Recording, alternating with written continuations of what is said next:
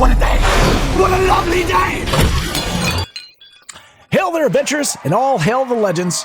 What a lovely day. Welcome, friends, to another ELFSAR art stream where I do a deep dive on the subject we are drawing. We once again are going shiny and chrome. Your objective is to impress Immortan Joe and join him on the road to Valhalla. First, what we're going to do is we're going to pay tribute to the actor, Keays-Byrne, for his 2 roles in Mad Max. The first being playing, of course, Immortan Joe from the 1995 Mad Max Fury Road film. The second, that he played the Toecutter from the 1979 Mad Max film. We then are going to be going to the Sydney Opera House for a conversation with director of Mad Max, George Millar. We're going to be experiencing the Mad Max motion comic, parts 1 and 2. We then deep dive into what happened to the Mad Max, the game, and then we join people make games for a role-play adventure at Wasteland Weekend before we finally get into the art giveaway. At the giveaway, we'll witness you attempt to impress Immortan Joe. One winner will get into Valhalla and win the drawing. The rest will be eternally stuck in the wasteland. At the end of the stream, we'll enter any name that an active viewer wants to, if they want to participate in the giveaway. If you would like extra entries, of course, you have a couple choices. You could subscribe to the channel on Twitch, on Kick, or on DLive. You can gift a sub to the channel, or you can stay shiny and chrome by becoming a paid Patreon member. If you're watching this later on YouTube, please smash that like button. It really helps out the channel. And if you like the content, maybe consider subscribing so you don't miss another chance to win some original art. A change from now and future art streams is that you can purchase the drawing before the giveaway. If you really want it, then you can support the stream by making a purchase via PayPal live on stream.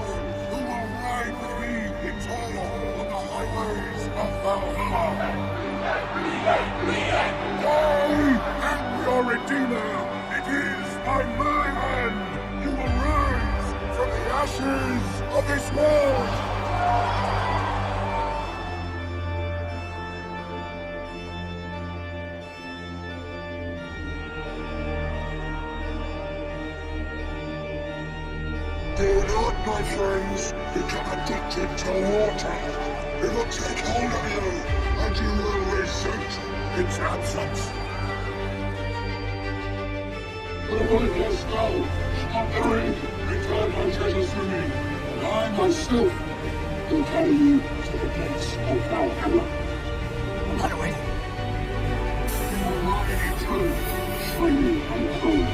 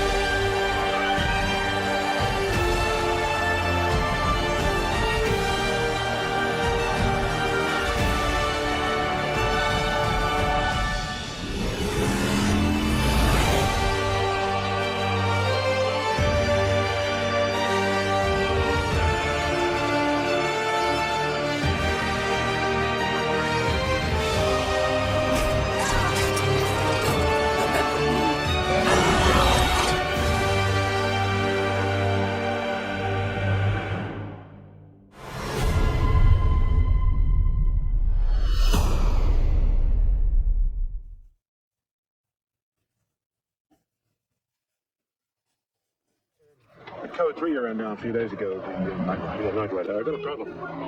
Well, his friends, word's out there out to get you. It's good, John. Now my crash. Well, I'll add it to my threat collection. You're a good boy, Max. You're a good boy. Hey.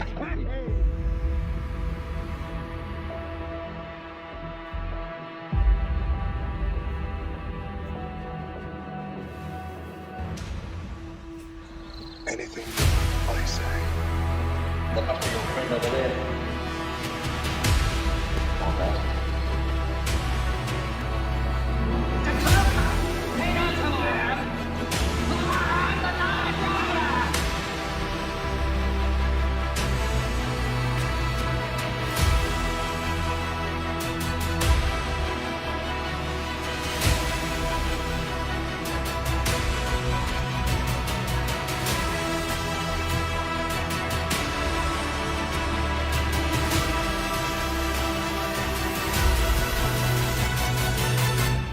This is a threshold moment, Johnny.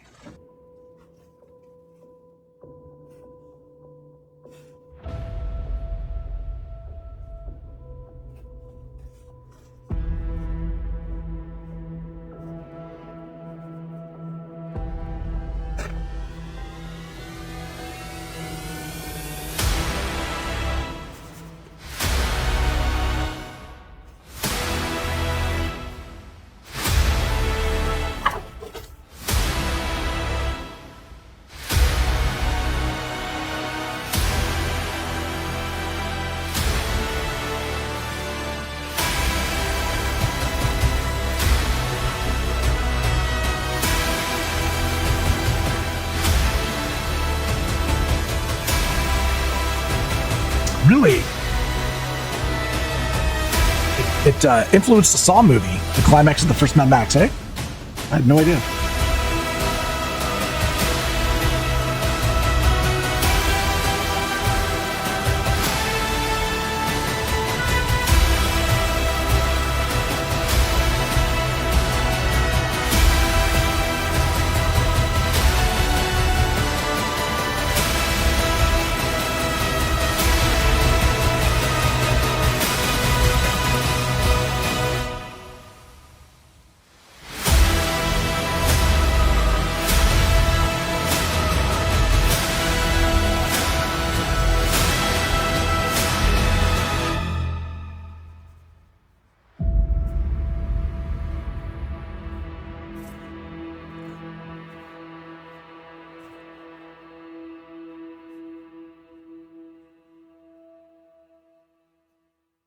Oh, okay, gotcha.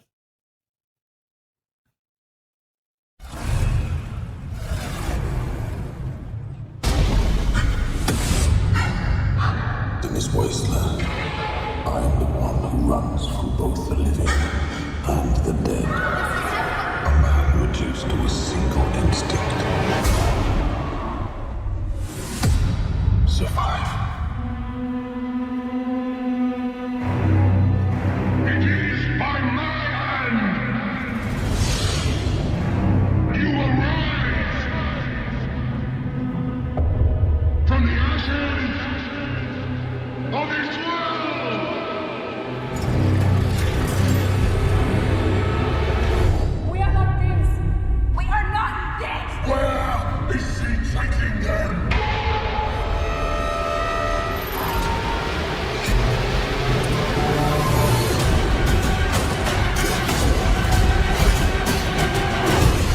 I want them dead! They're my property! Oh, what a day! What a lovely day! Want to get through this? Go!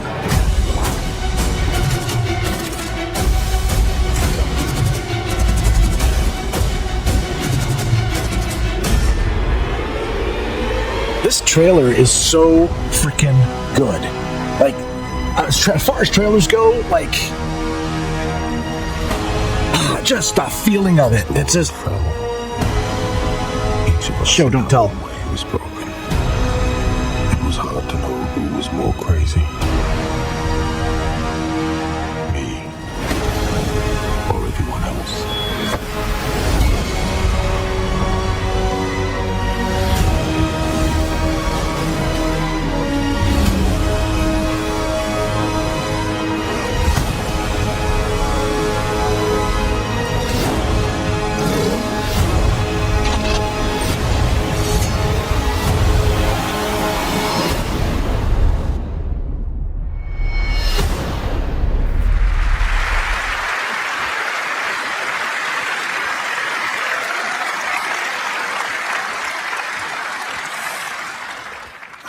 Good afternoon, everybody. Welcome to the Graphic Festival, the Opera House's annual festival of comics, animation, illustration, and music.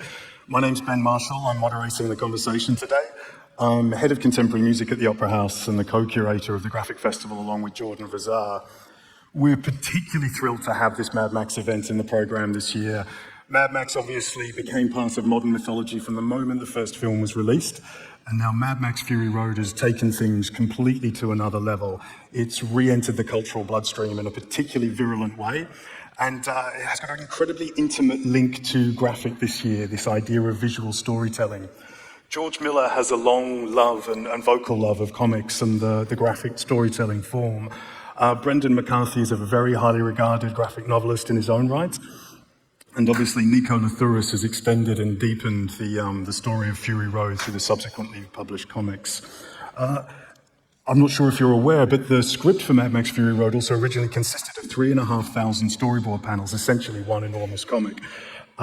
It is a modern masterpiece. It's just been voted the film of the year by the world's international film critics, and George has just returned from the San Sebastian Film Festival to accept that award. Before I welcome Fury Road's co-writers to the stage, I want to quickly point out some of the submerged ideas in the iceberg in this script. On its surface, it's a there and back again chase scene, which it is, but there is so much more underneath, and I just wanted to quickly list a few ideas this film explores. Mad Max has always been about man versus the world, nuclear war, post-apocalypse. This film adds the idea of environmental ruin and explicitly asks who killed the world.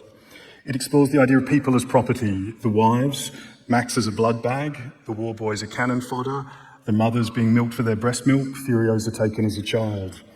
The film has deep self-evident currents of humanism and feminism that have been much remarked upon. It features huddled masses, grotesque inequality, and class issues.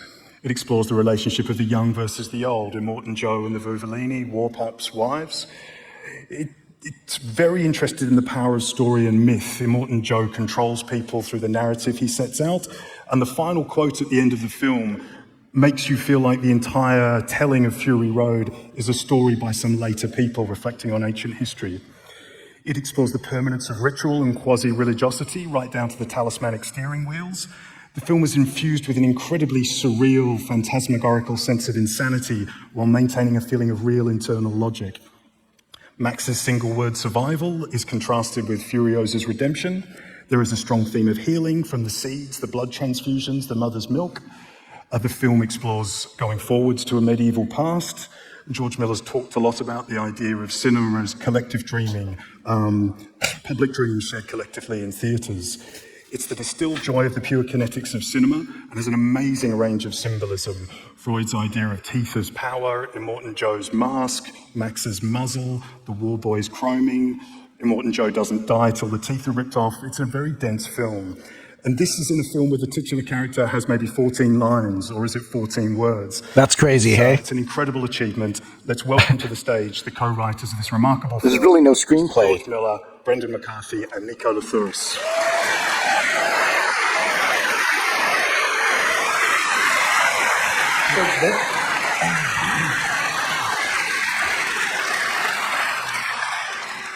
George Millar possibly needs no introduction, the co-writer and director of Fury Road, one of the world's great filmmakers, an Oscar winner, creator of Mad Max, and a visionary. George, welcome.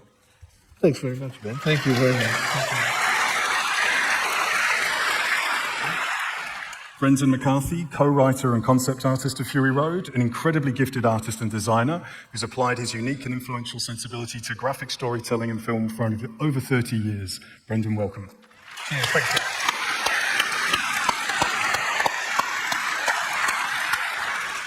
Nico Lathouris, co-writer and dramaturge on Fury Road, an immensely highly regarded dramaturge, and he will hate me for saying this, but you may also recognize him as the grease rat mechanic in the very first Mad Max. Nico, welcome.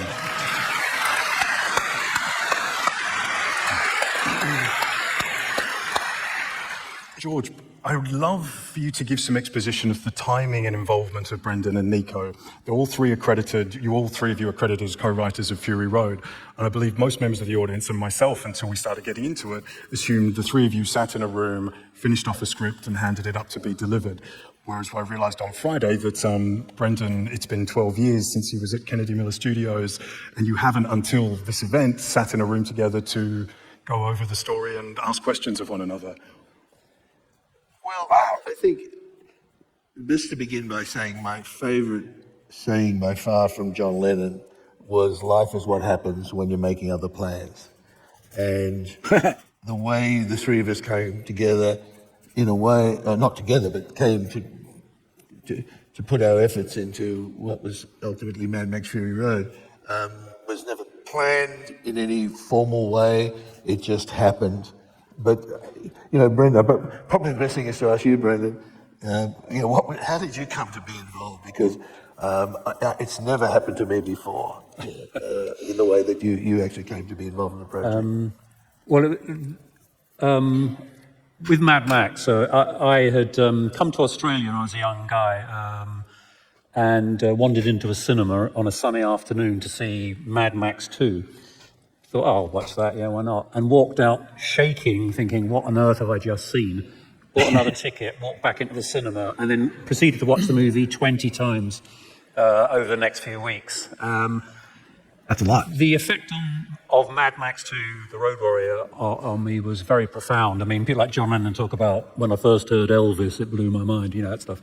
Well, so there was something about this Road Warrior film that it turned me upside down. I couldn't work out, how could a film have completely grabbed me and taken me into itself so much and just turned me around? And so I wanted to somehow meet the people who did it. And as I was in Australia at the time, I did eventually sort of meet a lot of people, except for George. I met Terry Hayes, I met Byron Kennedy, people like that, Brian Hannant. And every now and then I'd send George a letter about Mad Max or something. So he probably thought, crazy fan or something, I don't know. But this is the guy who did Reboot, by the way. I did a TV series and wrote an episode which was a pastiche of Mad Max and sent it to George with a little note on it saying, whatever happened to Mad Max? Question mark. He did a Mad Max themed reboot show or episode. And lo and behold, the phone rang a couple of months later. It was Doug, who's George's producing partner, saying, we're going to be in LA next week. Do you want to talk? We're thinking about doing a project and we'd like to talk to you about some art. And so I came along and chatted to George about the Mad Max films, thinking, I've got to put it into his head that there's loads of people who would love to revisit that Mad Max world again. That was the kind of part of what I wanted to do. And I had not knowing and having any idea that one day I might actually end up writing the thing so I could see it return to the Mad Max world. So it was a very strange, circuitous route to actually get to see another Mad Max movie. Firstly, what you didn't say is that somewhere along that story, you sent me about 3 pages of drawings of images that somehow you conjured from the movie, even characters and things that were never really in the from the world, but not ultimately in the movie, and they blew me away. So it wasn't as though we suddenly said, "Oh, this guy's interested in Mad Max. Let's bring him in and see what we can do together." It was those drawings and your particular vision, which I realise you just see in all your work, were just striking. And there's some fantastic artists out there. One of the great joys of Mad Max Fury Road was to see all the art that it generated. But I can still remember the drawings that you had done at those days. And what year did you decide to sit down with Brendan and go, right, I'm engaging you now to begin work on what I hope will be the next Mad Max film? 97. Fantastic. It's last millennium. And and when did you finish up your contribution? I worked on Mad Max for 2 years. Really the bit that I like doing the most is the early bit where, you just kind of, the thing hasn't become what it is yet. Because once it settles and structures, loads of ideas have to be got rid of because they don't fit. But there's a period before that where it hasn't locked itself down as a story totally. And so you don't know whether this character's going to make it or not, or this scene. And I like that period a lot, actually. It's very kind of amorphous and creative time. It wasn't until Brendan, who just recently got back into the country, that I was able to tell Brendan a little story, which is a slightly negative story, but we were also working, when we decided to work together, with a writer who's not Australian and well-credentialed, very impressive in the room. And we said, let's try it for a month or two, the three of us working together, it may not work and so on. And he was writing, and the work was very obvious and superficial, and he was writing Max as if he was Arnie Schwarzenegger. Oh, this is the cute action hero lines or whatever. Yeah, it's really digging down typical action film deep into what we were trying to do. And because you can't start a story on the surface, you dig down deep. Anyway, at a certain point, Brendan and I were working, and then I bounce across and look at the material that's coming out from this writer, and it was really bad. And I told him, look, it's just not working, it's not working. And he said, well, I think it works, And I said, well, Brendan agrees with me. And he said, and I'm sorry for the swear word, but he said, what the fuck would he know? He's just a cartoonist. And how wrong he was. A guillotine dropped.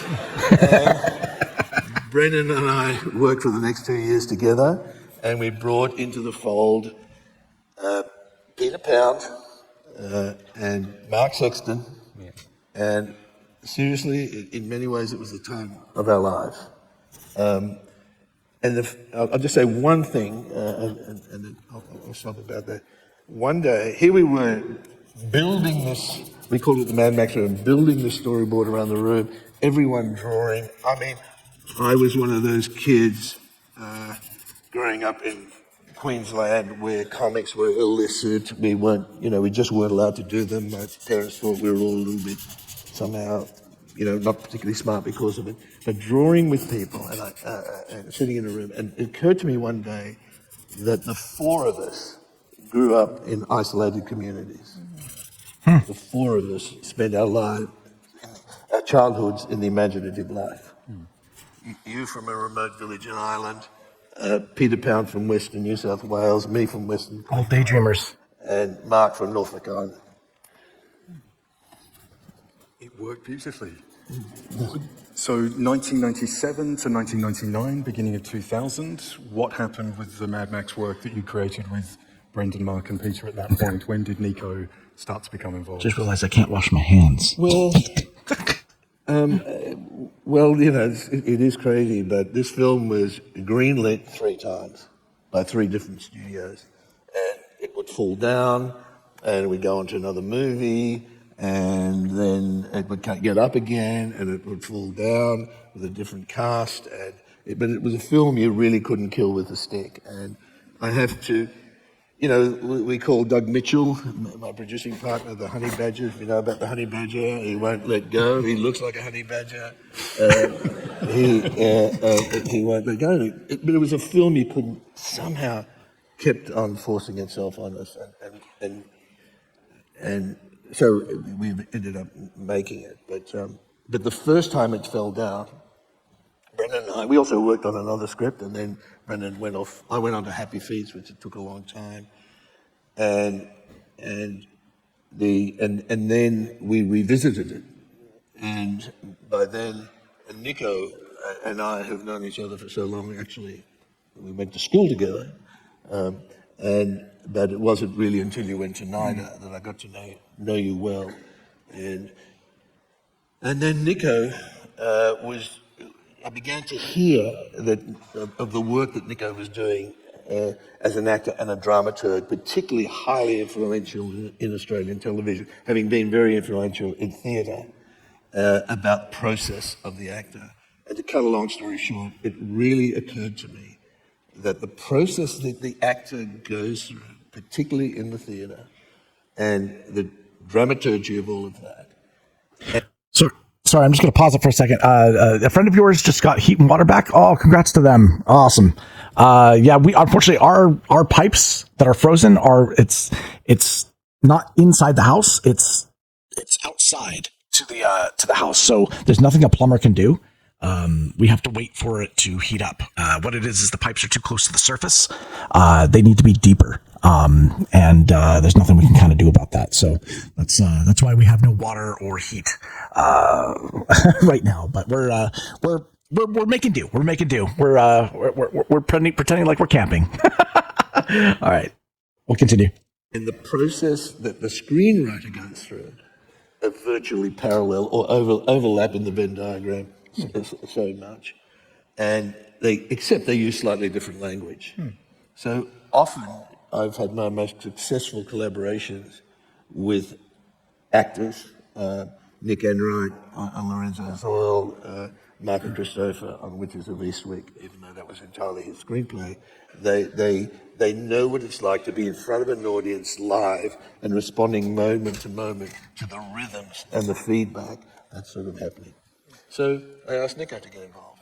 Yeah, it was in 2002. So I was very fortunate that I received the legacy of 3,500 storyboards already done and a script. So I came in at a point when that was all there. And I looked at it and thought, oh my God, what am I going to do with this? You know, it's just like this crazy, mad action, wall-to-wall action. How can I, what am I doing here? So I had to very quickly, I worked by myself for probably about 10 months before I actually really started engaging with George at a very intimate level. But during that time, I decided I had to find a way of understanding this totality bit by bit. So I laid out a huge sheet of paper and drew a timeline and began looking at the different things that were going on in the script and putting them down where they were happening, and noting that there were 120 deaths, and this is where Splendid falls off the war rig, and it finally came out to be about 22 sections, and I thought, 22. I wonder what that means. I also did know that this was not a story about somebody surviving by vanquishing 122 enemy. I knew that it was a story about a man who, well, there's two ways of looking at it. One was that it was a man who was going from being alone to being belonging. It was about a man running away from his better self, whose better self catches up to him. It was about a man who starts off as a wounded animal and ends up as a highly socialized human being capable of love. So I had these tools to work with, and I found in Jung this idea of individuation. And individuation accounted for the process of a human being starting as a wounded animal and becoming a fully socialized, fulfilled human being, self-realized. And I looked further and looked for the number 22. And I found the number 22 in the Hebrew alphabet. And I found the number 22 in the 22 paths of the tree of life of the Kabbalah, and which also correlated with the 22 cards of the major arcana in the Tarot. So I used this model as a map by which to understand and to calibrate the journey of this man through the chase, or through the race, through the chase and the race back. And that took me about 10 months to do all that work.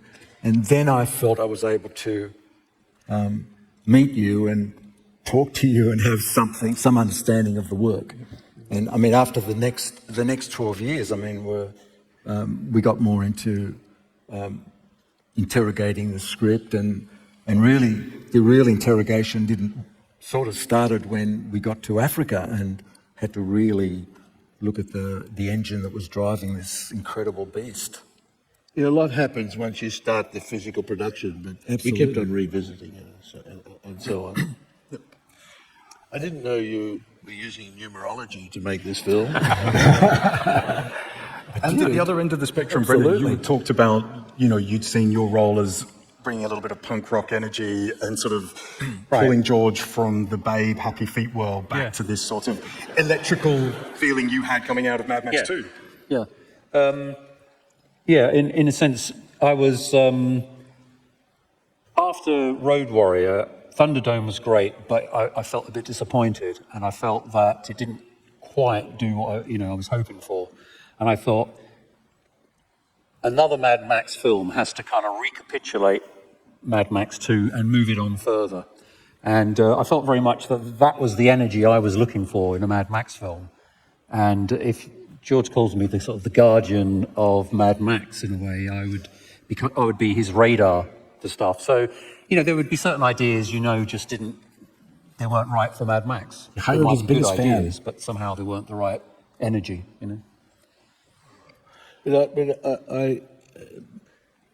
It's important to remember that we sat and talked about the movie a lot and actually wrote a prose version of the story before we started the storyboards. We knew basically where it was going to be going.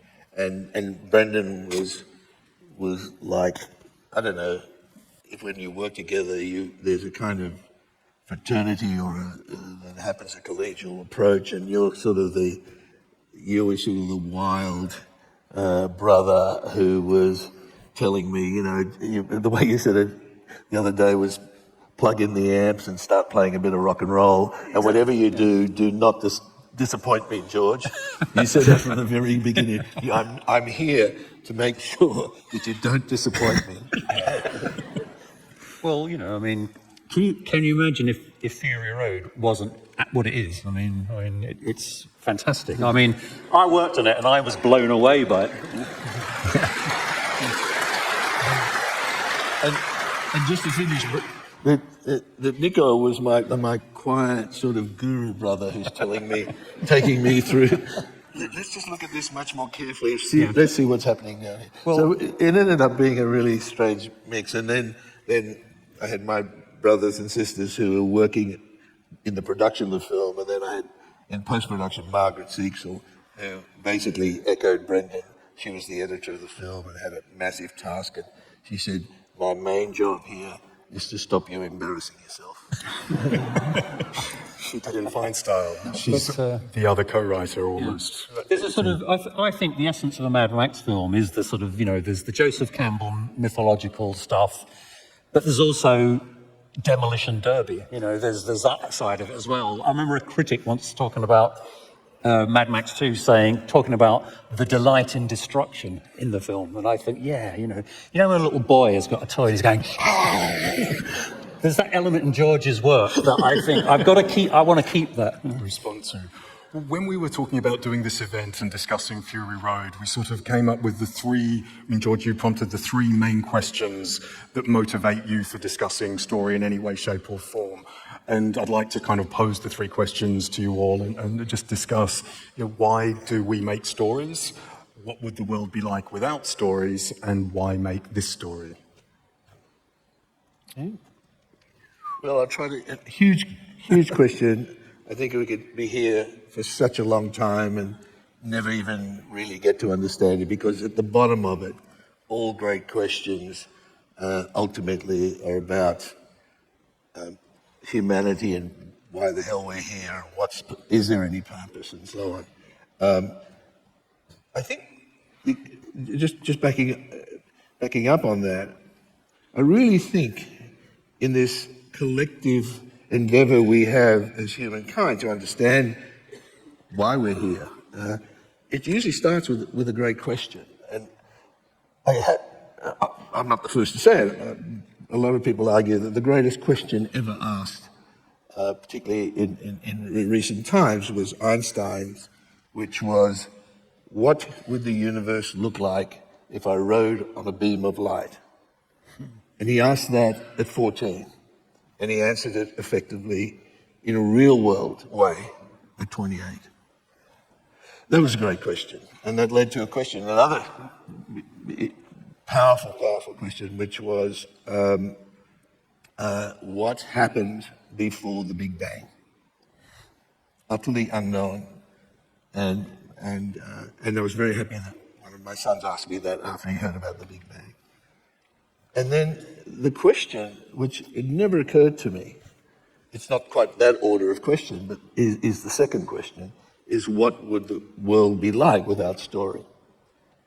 Because the more you dig down into that question, the more is revealed. And Nico said that there would be no world without story. Singularity. And if a person, even if a person standing still takes one step, there's a beginning, middle, and end of that story. And even if they're standing utterly still, depending on your point of view, there is still a narrative. So everything has a narrative. But the key to it is that it needs an audience. It needs an observer. There is no story without somebody to observe it. You watch your cat. It carries in its DNA so much programming, so much information. Its narrative is written for it, except at least the blueprint is written, and the way that it interacts with the world it makes up its narrative. But you need an observer. The cat is not aware of its narrative. And that applies to everything. And so you end up going broader and broader on that question. And you get into the great stories, the great mythologies, the great religious traditions, the great scientific narratives, which I think ultimately are where the great hope of humankind is in this bewildering adventure. And so story is something that is deeply ingrained in us as individuals and as a collective. I mean, you talk about it as we are hardwired for story, and it's true. We are hardwired. It's feels to me like it's a form of communication, or more than that, it's a language that by which we give to each other packages of I like to think of it as packages of meaning from which we can complete or take the next step in our very own story. In other words, I'm in the middle of a story, I'm in my own story, and I have a whole number of choices about what I do in a particular situation next. And what stories give me is that essential information, that sort of, it's like it gives me the benefit of future opportunities, of the multitude of choices I can make, and I can see what the result of them are, because they do have ends. And on the question of this story, why make Fury Road? Just without making this too long, you've got a different theory. Do you want to get into it? I'm a bit too jet lagged to really be coherent about it, I'll be honest with you. Well, why make this story? It starts at a way more mundane level. And that is an idea came, and I don't know when it was. I remember where it was. I was crossing the street, and I said, wouldn't it be great? Oh, it was almost a question. What would it be like, or could we make a film which is almost a continuous chase? And how much can the audience apprehend from that story in terms of character, relationship in character, the world, the backstory, and so on? And that the MacGuffin, the thing that everybody's in conflict over, should be human, because to some extent or another, we are all commodities, basically, of in the world to some extent. So what if the cargo was human? So there were 5 wives that came in the first instant, or 5 They wanted to women do 7. fleeing, and they had to obviously be fleeing a Seven sisters. warlord, and they needed a champion who had to be a road warrior, but it couldn't be a male because that's a different story. And Max gets swept up into their problems. Max, who wants to avoid everyone else in the world, cannot help but get swept up into this chaos and into this conflict of wills. And that was the basic idea. It's a very, very simple idea. And like every other idea, it's driven, for me, that's ever come to me, it's driven first by the story or the mechanics of the story or the potential of the story, and then it's driven by an opportunity to use the evolving technology of cinema, which is evolving so rapidly. Cinema is about 120 years old, and to use the new technology, the new digital dispensation, in something that we once worked on 3 decades before. It felt to me that it's not that story, that particular story, the chase, the race, comes from somewhere else as well. And I felt very strongly, and that was because of the study of the structure of the story, that it represented a very basic need in way beyond George, that somehow he had tapped into a kind of a psychological or really deep need in the sort of zeitgeist or in like a psychological constellation that he was representing. And so it should be, because he's working in a field that is public, and not only your movies are public, but they are of a high concept level. They're very, very out there. And so I felt that I needed to find something essential there. And I think that George has found this Mad Max thing is like, it's almost like the Oedipal thing. It's like a complex. It's like a constellation in everybody's psychology. We could argue, we could talk about that for a long time, but about what that particular psychology is. But to me, it was always about, I went right back to the first movie and remembered that he lost his, it's about loss. It's about the response to loss. And the response to loss was Max, just like he is sitting at the beginning of Fury Road. He's sitting there looking at the plains of silence. He's sitting there, his wife is dead, his child is dead. He's a father that isn't a father. He would like to be a father. And he's got the mask, and he's got a choice of whether to grieve, but he doesn't. He doesn't grieve. He doesn't honour the dead. He projects, sublimates that feeling into vengeance. And I feel it's got something to do with that, and so apt today. I mean, we've got the Middle East, for example. So there are a whole lot of psychological kind of elements, forces, drives inside that story that represent the world. It's an allegory, but not just an allegory of the world, political and social, but also an allegory of the world that is very psychological and deep within us. And that's why I think why. Can I just say 2 quick things? I don't want to drag it on, but 2 quick things you asked at the beginning is, why do we need stories? Very simply, for me, it's that we live in a world which there's a massive of information, and basically we use stories for survival. We're looking for signal in the noise. We basically use stories for coherence. And in many ways, we're attracted to allegory and simple stories because, as this is, I mean, I always say that this film is forward to the past. Even though we go to some post-apocalyptic future, we're basically going back to a medieval, dark age dispensation. And so the allegory is very obvious, and its connection is very obvious. And so, it's no surprise that even the early Mad Maxes were described by the French as westerns on wheels, and basically had the same function as westerns. And stories ultimately are about survival. The greatest stories are they are used for survival. Classically, the first peoples of Australia, the pedagogic value of the story basically maps out your world, tells you how to survive, where the water is, where the food is, and so on and so on. And I think we do that still in the modern world. And sometimes, and dare I say a lot of times, stories can also be dangerous. And I've always been aware that we should have a little label on our stories, hazardous material, because they can be. We did a big call out for questions around the world to be submitted for this conversation. We were overwhelmed with responses. It was really an enormous amount we had to go through.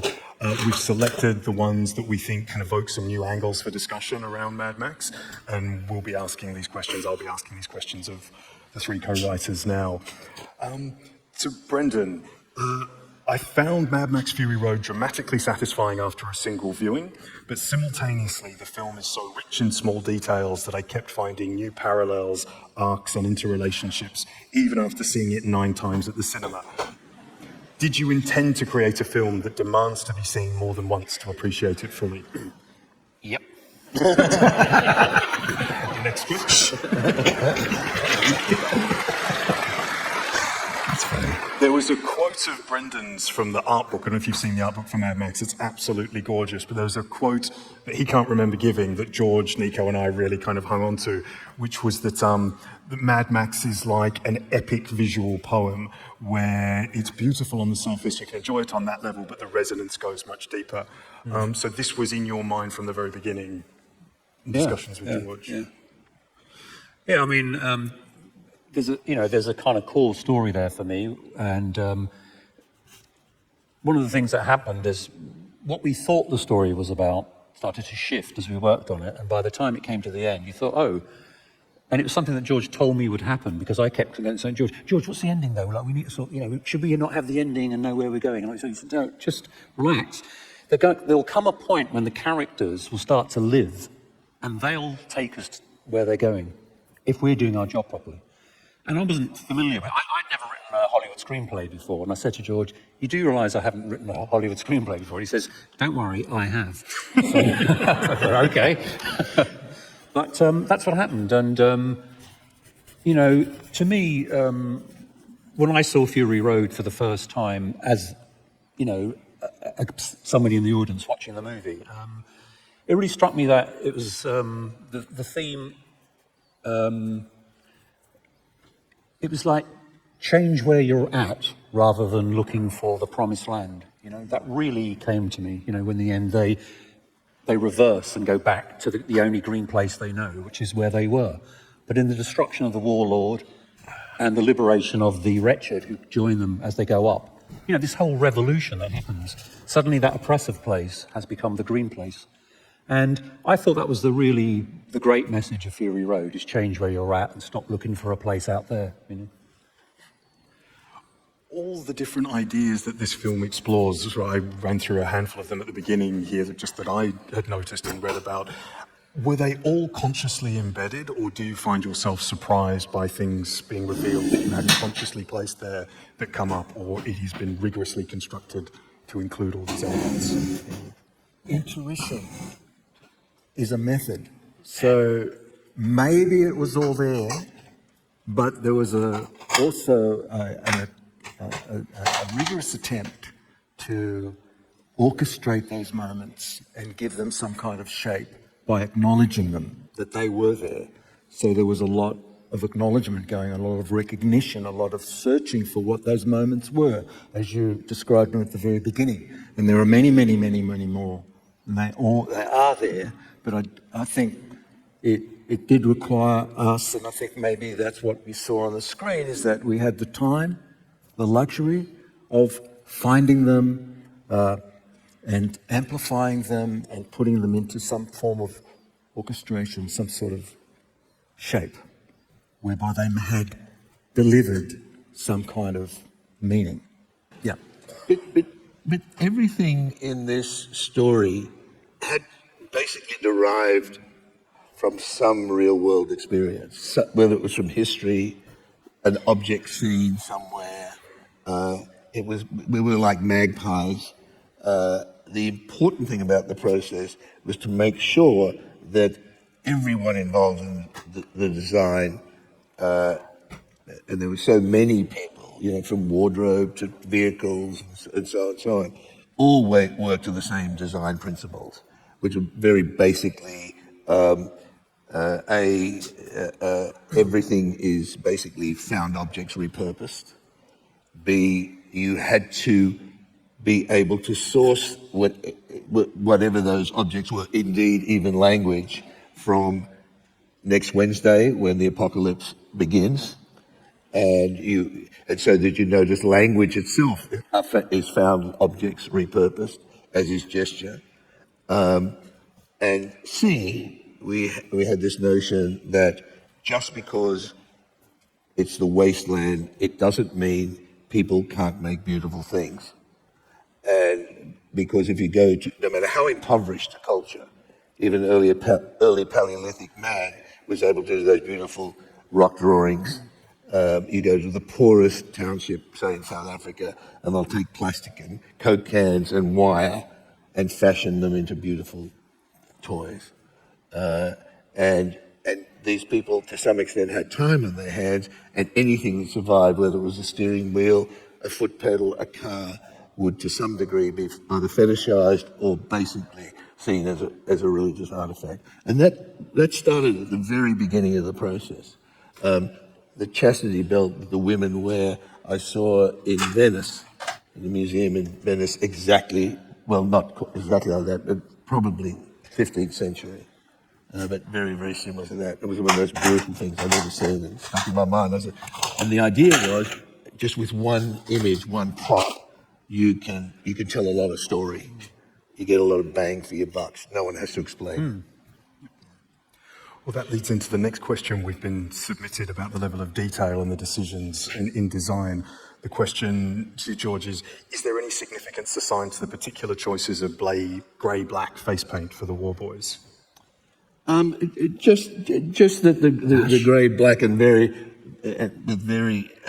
with variations is basically the War Boys have some sort of neoplasm, some sort of disease going on, so they're designated half-lives. So they're going to put all their effort into dying into some warrior afterlife. So they already are fashioning themselves like skeletons. They don't tattoo themselves with living objects. They tattoo or scarify themselves with car parts, because car parts outlast them. And so if you're a war boy or a half-life, you'll paint yourself white, and you'll form some sort of skeletal look. From the original drawings, if you look at Brendan's original drawings of the War Boys, they were much more decorated, and we kept on paring it down. That was one thing I learned about this movie as time went on. It was simplify, because it's a very spare world. You don't want to clutter, you don't want to create visual noise, and knowing that the movie was going to play so super fast that you had to make it. Some colours were muted. If you look at it, the brightest costume is the Duff Warriors, and so on and so on. So I haven't answered your question. What was the? Oh yeah. And then those that like Furiosa, and we call them the Imperators, were full life still. Like Max is a full life. And no one really picked it up. And one of the most gratifying things by far when you make a movie like this and goes out into the world is to get reviews and people stopping you and talking about it, and you realise, just as Brendan hoped, that people are reading a lot of iceberg under the tip, and but no one picked up the fact of this half-life, full-life thing. But if you look at Furiosa, the Imperators mark themselves by putting that black on their usually shaved skulls. And if they start to get sick or whatever, then they have to paint themselves in white. And that's why the War Boys are half white? That's why, yeah, they're half white. Yeah. Just quickly as well, can you please tell the story of that reviewer, the Japanese reviewer? You're talking about the reaction that he had to the film that was so pronounced. It's you make stories, and you really don't know how they're going to be received. You put everything you know, all your skills and wisdoms, and you'll never master this process anyway. And you put it there, and then, as we were talking about audience earlier, you really don't know what you have. Often it takes about 5 or 10 years if it does impinge at all, to really understand what the story meant. And that's the key to this, that all narratives have to be in the eye of the beholder. And I must say, I've never had quite a response to any film we've made as we have in this one so quickly. And a Spanish reviewer said to me something really interesting not 2 weeks ago. He said, you realize now because it's really you talk about a film, except after the first week or so that it comes out. And he said, you realize now that this story no longer belongs to you guys, it belongs to everybody. And I said, and he's really referring to all the fan art and everything that was coming back. And I said, Joseph Campbell had a marvelous quote from the Zanzibar Swahili storytellers who would say this, when they finished a story, they'd say, the story has been told. If it was good, it belongs to everybody. If it was bad, it was my fault because I am the storyteller. And I realized that's the process. I didn't know, what a Mad Max was like until people like Brendan turned up and so on. Anyway, cut a long story short, I get very uncomfortable, or not uncomfortable, sort of feel responsible when I get stopped in the street and someone will show me their Immortan tattoo or their, furiosa tattoo, or a Nux tattoo, or a steering wheel tattoo. And I was in Japan doing a review, and this critic, who was English speaking, said he read the movie so deeply beyond anything that I'd even thought of myself. And I thought, wow, this had such resonance with him. And I said to him, how did you, did you pick this up in one screening? He said, no. He said, he did exactly what you did. And I've done it with the great movies in my life, he said, no, the moment I walked out of the cinema, I asked the distributor, can I go over and see it again? And then I walked out of the cinema again, and I went to a tattoo parlor, and he took me aside and showed me his shirt, and he had the Immortan's logo tattooed on his chest. And I thought, oh boy, I hope this movie lasts. Can I ask you a question, moving from sort of ideology to something slightly more primal? Just the phantasmagorical madness that completely infuses this film. Yeah. It feels like it strikes quite a different note to the preceding three.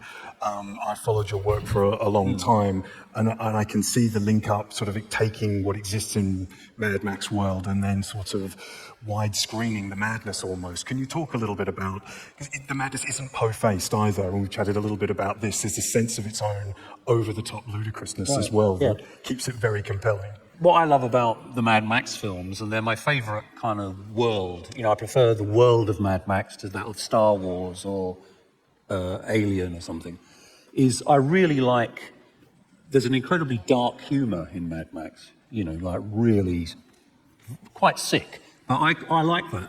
And the boomerang in the hand. Well, and also just tonally, just that, say, the film Road Warrior, Mad Max 2, you've got quite a hard-to-take rape at the beginning, shot through a telescope, so it's grainy and it looks like reportage, which makes it more real. It feels real. And I remember when I first saw it going, that kind of feeling, thinking, Christ, I hope those guys don't get me, And then later on, you've got a guy reaching for a silver boomerang and his fingertips go off like a kind of Chuck Jones, a cartoon.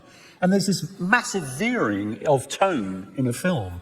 And I'm thinking, it's the first time I'd ever really got a movie which, the sort of sense of a confident swagger in it. And it's sort of coupled with this sense of an underlying coherence, whether you understand the logic that's underpinning it, there is a logic underpinning that complete insanity that's engulfing you. That's the most important thing, that it had to be very rigorous, otherwise it's just noise. I often talk about movies, bottom line, I'm still trying to grapple with the silent cinema. It's where the language was first defined. When people first saw a close-up of a head turning in the cinema, they screamed because they thought it was a disembodied head. Now, a little kid can read a movie or moving image before they can read a book. So it's an acquired language, it's a new language, and I'm with Kevin Brownlow, who wrote So Long Ago, The Parade's Gone By. Basically, the language was defined pre-sound, because sound locked down the camera, and it took a long time for the technology of the camera to allow everything to move. Interesting. And now we're at a time now where the cameras are getting smaller and smaller and smaller, so there's a whole thing about that. So movies getting faster and faster, but in this movie, well, I say all that because it is a kind of music, it's a visual music. And particularly, it starts in the writing. It certainly started in the storyboards. The problem with storyboards, they carry, well, the great thing about storyboards, they carry an enormous amount of information very, very quickly to everybody working on the film. The problem with it, sorry? I was just going to say, just to add to that, that in the call sheets we gave out every day on shoot, the storyboards to be shot that day were included. That's how important they are. So everyone knew who was in the screen, blah, blah, blah, where they were sitting, the stunts and so on. The problem with storyboards is they miss what I call the fourth dimension, that's time. And when you miss time, there's no real narrative. That's probably a silly thing to say, because of course we read books, and of course we read graphic novels or whatever, but there is implied time in those. So, but in the way that a storyboard is constructed, it's a different thing than a graphic novel, quite a different thing. Okay. So, interesting. But when you get, when we started, when we wrote, and then finally you're confronted with the editing room, you use exactly the same process and language that a composer uses. The great thing, and a lot of editors don't understand this, the great thing about working with Margaret Sixel, who happens to be my wife, is she understands Incredible editor. emphatically that there has to be a powerful causal relationship between one shot and the next to make the film space coherent. Just as a composer has a very powerful, the great composer, has a powerful causal relationship, one note to the next. Chord progression, tempo, tonality, melody, line, all of that almost gets to a mathematical level. And so you can't, it's not chaos, it looks like chaos. And one of the things that you must hang on to is that everyone must work to the same logic. You must be able to explain. We talked endlessly about that. We talked about it, and when our work as writers and illustrators and designers was handed over to the crew, that came up time and time again. The guy, everyone, you know, the Doof Warrior, he's very logical. Everything on his guitar is found objects. There's a hospital bedpan, in the middle of it. Like everything else in the story has to have dual purpose. It's both the guitar and a flamethrower, and he is exactly the equivalent of the bagpipe player, the drummer, the bugler before there was amplified sound. So there is a logic to absolutely everything. Just to make your point, that liberates. When everyone shares that logic, it liberates everybody to do what the hell they like. Paul Jacob, a wonderful designer I'd barely ever met, we said we needed Max's muzzle, the one he's wearing right now, and he put a garden fork on the front of his muzzle. I didn't do that. I didn't ask him to do that. But he said, well, like found objects repurposed, garden fork. Brendan, you have a question for George about directing style and what you've noticed as a change or evolution. When I saw Fury Road, I noticed, one of the big things you've done since the Mad Max films is you got into computer animation, and brilliantly with Happy Feet, and doing a lot of CGI myself. One of the things is what you can do with the camera is totally different in a way with CGI now to live action stuff. And those great big camera sweeps in Happy Feet, you know, where you can go from, you know, really wide on an Arctic landscape and track right into the eye of a penguin or something in one move, because you can just do it with a computer. I started to see that in Fury Road, the big tracks over when they're all caught in the canyon, you know. Although you've done it in Thunderdome, you know, with the opening shot, you know, the aerial shot down on the... But the shot, you know, just the shot where they're all heading after, there's that great big aerial shot as you go over Immortan Joe's car, you know. So I was just wondering if you feel that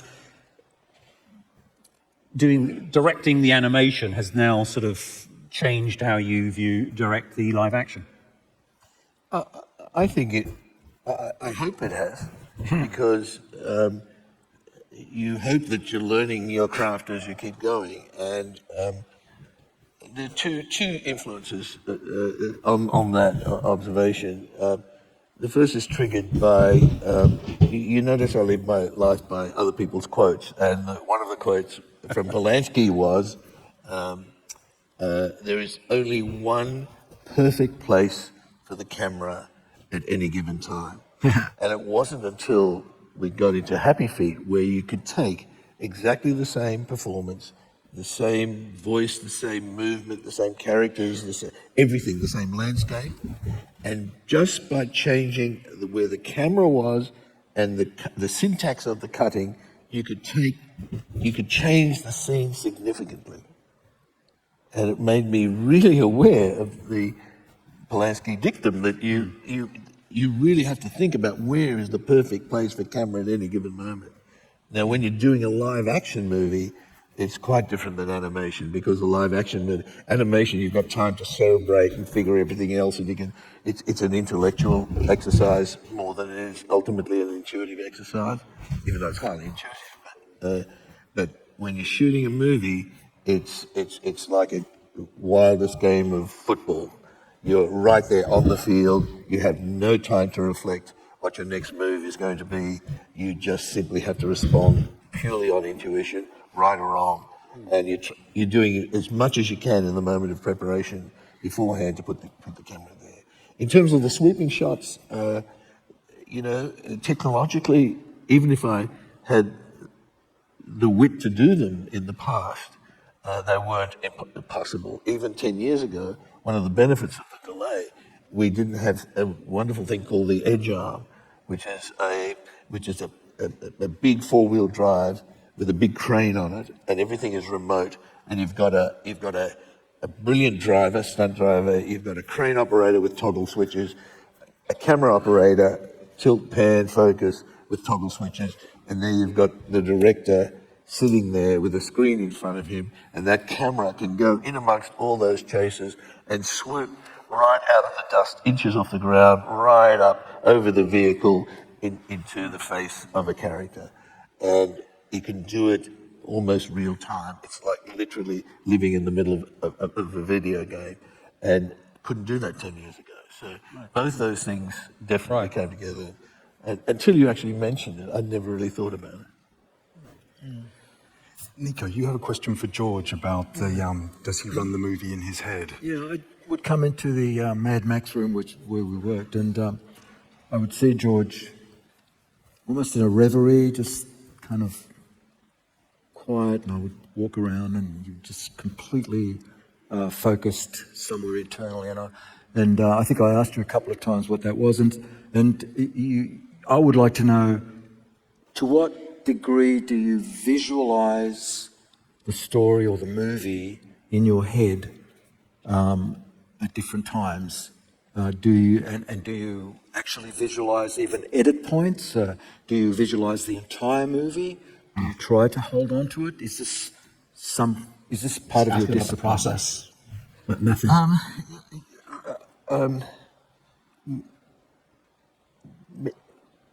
When I speak to those actors, Hank Azaria is one, and Lee Perry is one here in Australia, who do all those voices. They can mimic voices absolutely perfectly. Both of them, who don't know each other, said to me, this is from the animation movies, said to me that until they were about 7 and 8, they did not realize that they thought that everybody could mimic anybody's voice. Now, these are two actors who can literally, I mean, Lee can mimic the Queen perfectly, can mimic me perfectly. You can pick anybody and do that, and the same with Hank Azaria. And a vaguely similar thing happened to me, where I got to the point in my life, and I don't know where it happened, where, and I remember you said to me, Brendan, I know how you work. You conceive of scenes, the whole of a scene. You think in whole scenes. And until you said it, I wasn't even aware I was doing it. Now, I'm sure a lot of people do that if they had enough time to do it all their life. I've been doing it all my life. But I've got to the stage where I see whole scenes and they play out. And it's usually in unguarded moments. And why? I kept on pushing Fury Road away, never wanted to make the movie. And then I was a long flight from Los Angeles to Sydney over the Pacific one night. And in that dissociated, hypnagogic state, the movie played out in my head, not like on the screen, but in my head. And that's when I realized there was some sort of gravitational pull to this story. And I told Doug and everyone, Just a good daydream session. A Mad Max, and that was back in the day. And I think there's a kind of a Geiger counter that draws you to story. You feel the potential. You feel the energy radiating out of a scene. You see, there's real potential in there. Now, what I see in my head and what I finally get to see in reality could be completely different things, because reality always gets in the way. And that's when you get in the cutting room and you end up with the editor, Margaret, saying to me, whatever your intention was, that's not necessarily what's on the screen. We have to deal with what's on the screen. And so on. But there is that. And I saw that in you. I mean, look, the spirit of what you did early on with the storyboards is almost, as I've said before, it's like, I didn't see it again until I saw the final edit. It's like they're perfect bookends to this process, this long process. The spirit of what was in the storyboards was the same spirit that was in that film. The final edit. Before you say that, I saw Brendan do something remarkable one day. We worked a lot on whiteboards. Where the hell is... And Brendan had started to draw, and he worked from one corner like a scanner, and doing the shading and the outlines and everything. And he scanned the whole of the whiteboard, and a whole image came out with lighting, every detail. And I said to him, and you do something I've never seen before. You actually project. I think you project the image on the screen out of your head, and then you fill it in. I've never ever seen that before. We were always taught to draw, the shapes, the four-gadget compositions, or whatever. And even, I was recently in Europe and seeing the work of the great masters, Rembrandt. Night Watch, the epic picture, which was, they X-rayed it. They found he was struggling as to foreshortening of the sword. Good to see you, man. Sword, and he had about 5 attempts at it until he finally got it right. And somehow you don't do that. It was very interesting. How you doing? We're keeping with our Aussie theme right now. You get your form because you've been drawing a lot, and you just sometimes get into the mode where it's just going really fast and really well, and then you next week you lose it. Just a real quick thing. I didn't answer one thing. When a scene plays in your head or an idea comes along and it's good, you never forget it. So because it's such a rare thing, and it's really, really good. And I'm fortunate enough to be good friends with Guillermo del Toro, and I saw him.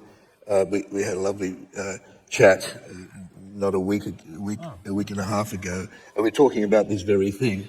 And we used to talk about keeping notes, and I'd keep endless notebooks. And then at the end of a project, I'd forgotten. I'd never look at them again, and I'd forgotten. And you realise no really good idea is ever forgotten. And he said, "Yes, that's exactly. I don't look at my notebooks anymore." This leads to the next kind of question that was submitted that I'd be really curious to hear the answer. Because obviously the film has been in development, or the first idea sketch 1997. It was released in... Yeah, I usually post when I go live on Twitter, as well as my Discord, right? Those are the two guarantees And then sometimes the platforms, if they've got the bell selected or whatever, you'll actually get a notification through that as well through right Restream and whatnot, right? Because I'm on a ton of different platforms, but yeah. 2015. To what extent is the movie that we all saw the same as what you originally envisioned way back at the beginning? Did advances in technology have any effect on what you wanted to show, or would the film have been the same if filming had gone as planned in the early 2000s? I'll have to answer that.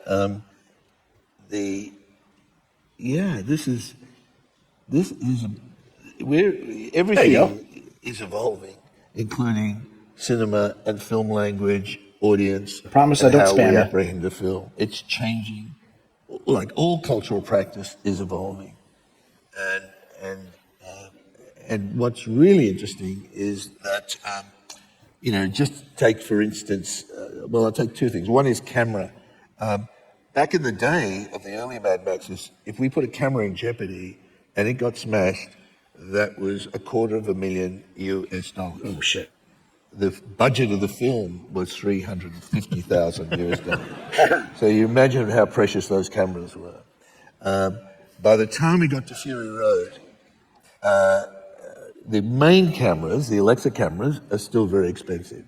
But we did a lot of the movie you saw on the Canon 5D. And if we smash one of those cameras, we could go to the airport in Namibia and buy one for $1,500. Wow. So that's very liberating. The other big thing was still a lot of money to smash a camera. Getting it recording on a card. You're not churning celluloid. That's massive to budget. The card, once you download it, it's still there. So the cameras were much more agile, and then in the digital with the digital dispensation, you could. This movie was shot over 138 days, but the story's only over 3 days. So we were able to keep the skies consistent by actually getting the sky of, a sky we liked from the first day and keep it going through that whole day. You couldn't do that. And just, the tire marks on the traffic, as you see the skid marks on the tire marks, you could always tell in the old days how many takes they would do by the number of skid marks on the road. And now you can just erase everything, take 1, 2, and 4 and keep take 3. Another question that I was interested in as well that was publicly submitted, which was, do the events of Fury Road take place in a dystopian version of Australia or another real-world location, or is it all just an imaginary space in which it takes place? For me,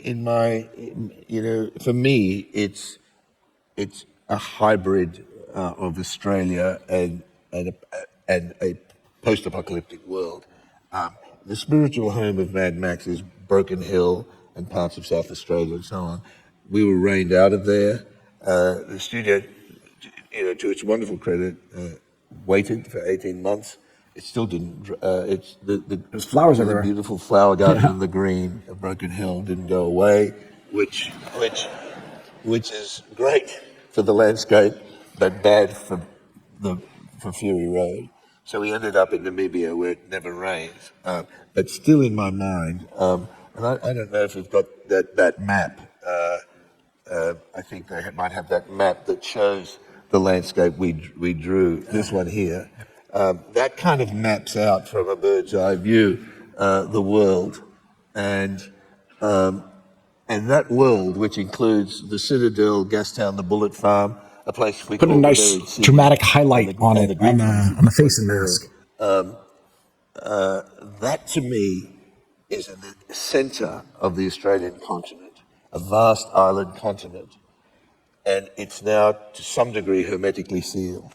And so when they talk about the plains of silence and satellites that once sent stories back and forth, they have no idea of whether there are any more coastal cities or are they just raised and the population gone effectively. They don't know. You just need enough gasoline to get across that unknown. So in this world, just to enforce, I guess, the allegory of it, the mythological nature of it, is a contained world, at least in my mind, and that world is the centre of Australia. Yep. Well, speaking of this world, Nico, you unpacked this world and went a little deeper and wider based on George's stories with the comics. And you had some questions for Brendan, transitioning from screenwriting to comic scripting, about the use of time and how you choose what to leave in and out of imagery. There was some interesting kind of conversations you were both having. Yeah, I was interested in, well, Oh, thanks. Brendan asked me how it worked with comics, and I got to do the other eye. fortunately had Mark Sexton, who took me through the whole process, but I had a terrible difficulty with this thing of time because I couldn't work out how to create change, and I had the problem of creating change within a single panel. And then Mark kind of talked to me about how the whole timing thing is different. Whereas in film it seemed to be much more causal. In a comic you can reflect. The time is your time, you're not taken through it. You can look back at something and you can. So it seemed that time was a crucial element in the difference between the comic and a film. And I wanted to ask Brendan what kind of choices he makes within storyboarding about what moments to choose within a narrative. Interesting. With storyboarding, in the end, I'm working for a director, and the director's going to make the choice. But, you're going to talk about it. When it's a comic, I'm operating in a completely different art form and making different choices, about what experience I want to give the reader. So it's not necessarily a narrative experience then? It's a narrative experience, but I may not want to deal it out as if I'm representing a film in a comic.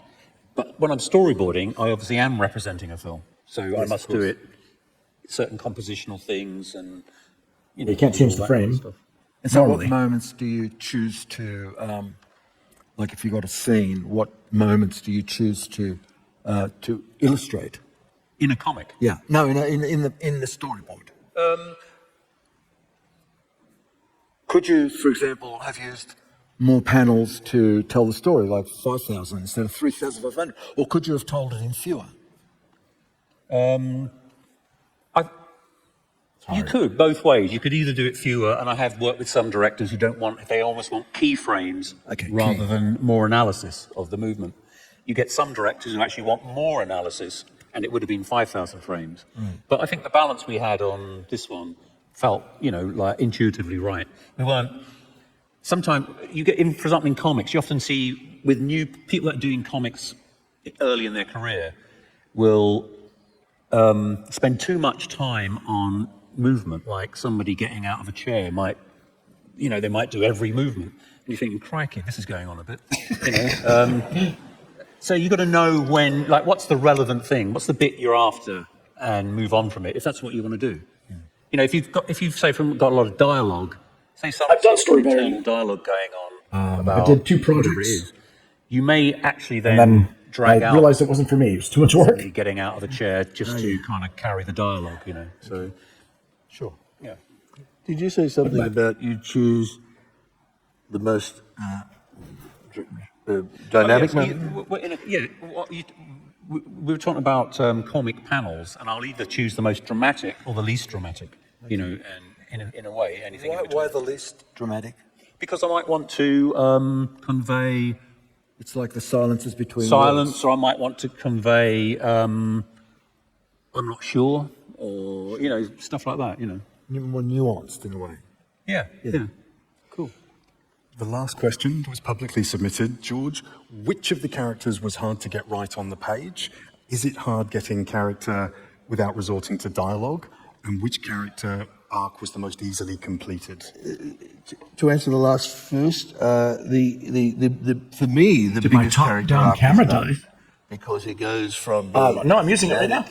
The devotee of the Immortan, convinced that this is his day to die, historic on the Fury Road, and his disabused life, or the events disabuse him of his belief system, and then he has, and then being someone who has very little time, makes the choice to make the most of what he's got, and then basically relinquishes his own self-interest in the cause of a greater good. So that's a very obvious arc in that character. Furiosa. Yeah, Hendrik, I am trying to save up for a new camera. I need a better camera that's going to better reflect the colors that I'm using.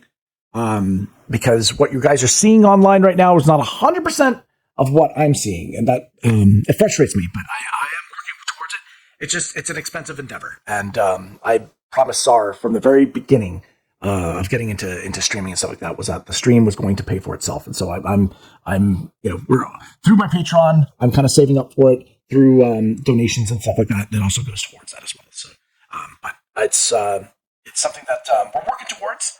And we'll get there. We'll get there. It's a journey, right? Not a race. Interestingly, and Charlie's performance is one that doesn't have a big character arc because she's in many ways mysterious as we're getting to know her. And it's only when she is crushed by the events that we actually get to know her. And then Max has to give her hope. Max's story. Max was difficult because we don't have many words for him, but his arc is one of going from essentially a wild animal, is behaving exactly like a trapped wild animal, literally trapped, and bit by bit, increment by increment, he actually acquires his language, his humanity, his ability to regard another positively, and ultimately to give of himself. And as Brendan points out, giving his own blood is, for another is a big moment. Do you remember that scene where Max penetrates her with a knife and then gives his own blood? To me, was them consummating. This is these two, crazy warriors, and if you like, making love. Do you remember? I don't know if you remember saying, but you wanted that scene to be like a post-nuclear Gone with the Wind. Do you ever remember? Wow. I think, to me, that scene absolutely paid off in that film because everything's so held back all the time, and finally, these two that you really want to come together in the craziest way possible, kind of consummate their relationship. And it was like, I was very moved by it. And I felt that was the point for me when Tom Hardy absolutely became Mad Max, really. At first, he's got muzzles on, he's, he's like that all the time, like a dog, And then finally, he's there, absolutely. And it came at the right moment. The whole thing, the Venn diagram, as you called it, absolutely came together in that point. And that love story is so calibrated throughout, all in action. A look, or the handing of the tilling of the kill switches, a point of trust, the giving of a rifle, another step forward in trust. So it's all there in action from two people wanting to absolutely tear each other apart and kill each other to wanting to what you say, consummating a relationship. The interesting thing about it, it's love in the agape sense. It's not love in the eros sense. It's love in the positive regard of another, and that's one of the big tricks with these movies is sharing out the dramatic real estate. You can't have the same arc for each character, and when you've got a number of characters, you try to give them arcs. You can't have Max do exactly what Nux did, or Furiosa do what Harrod did, or so on and so on. That's one of the juggling acts as we thread this string. We talked a lot about that.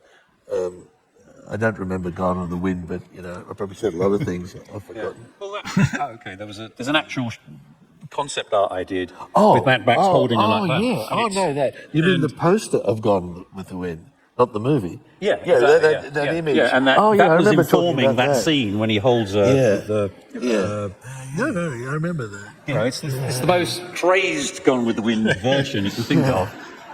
Oh well, isn't that the image they shot on the stage and Gone with the Wind, where the tall Clark do a Gable highlight on here as well. diminutive Vivian Lee, he's over at the top and there's that red sky and that tree. And if you look at the optical, it's distorted, but it's still a striking image. It was always in the poster. Okay, I'm with you. Just before we wrap up, Brendan, you saw the film in its first form, sort of in the cinema with a public audience. Your reaction to Max leaving the Citadel and Furiosa. He didn't like it. It was wonderful to kind of hear. Can you talk a little bit about what you thought? Because the ending sort of happened after you'd gone, hadn't it? Well, I mean, I guess I had a slight difference of opinion about... In the original version I wrote with George, he goes up on the platform with her because he's found her. And when I saw the film, I'd actually purposely kept away from looking at too much about the film because I wanted to experience it as if I hadn't seen it before. So I'd experienced it as a punter, paid my $10, his Fury Road. And I thought, what the hell?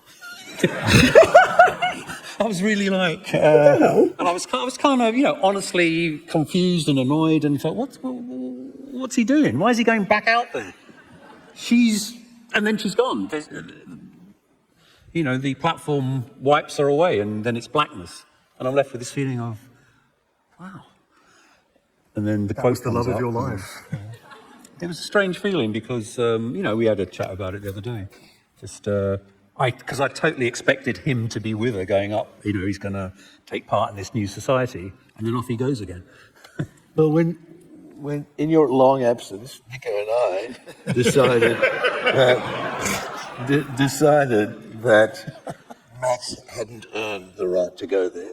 It's only been 3 days, and he's not yet resolved at all. He's on the step to resolution. And somehow it would have been... Hey! I mean, we tried. Are you celebrating? Cheesy.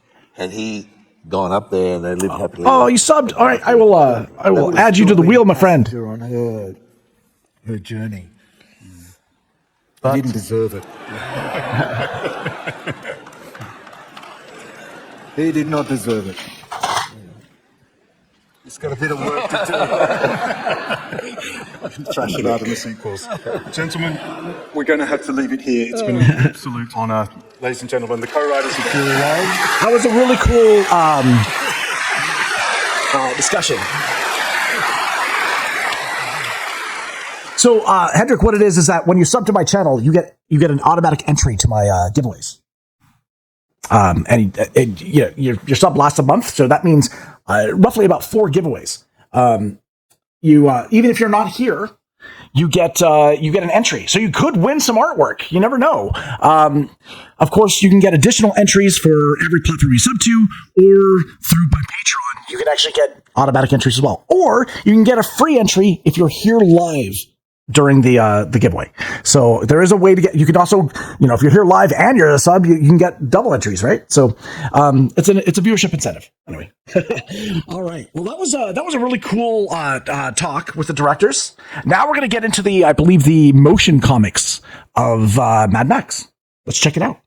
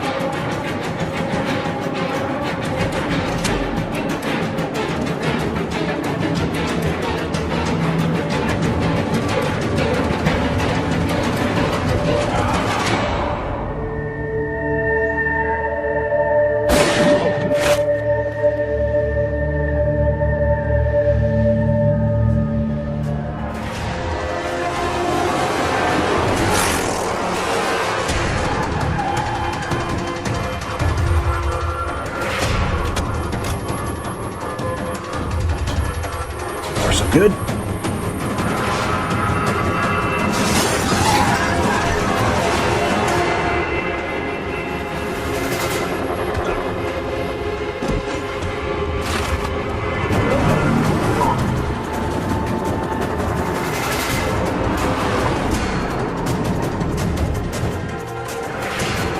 Yeah, it's not animation.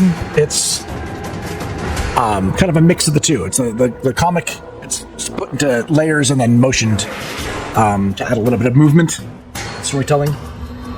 Some of them are voiced. This one is not.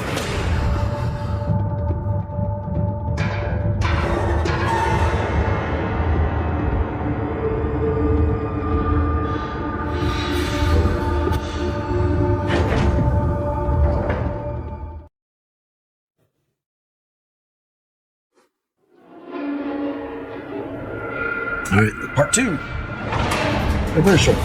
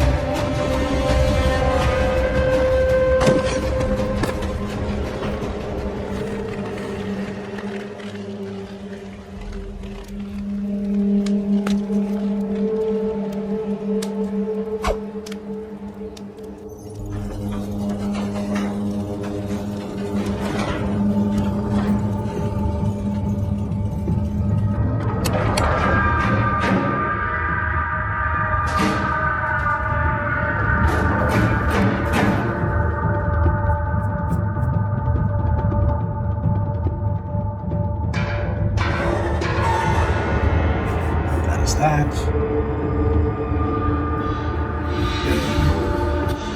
Need to have some reflections in the darkness as well.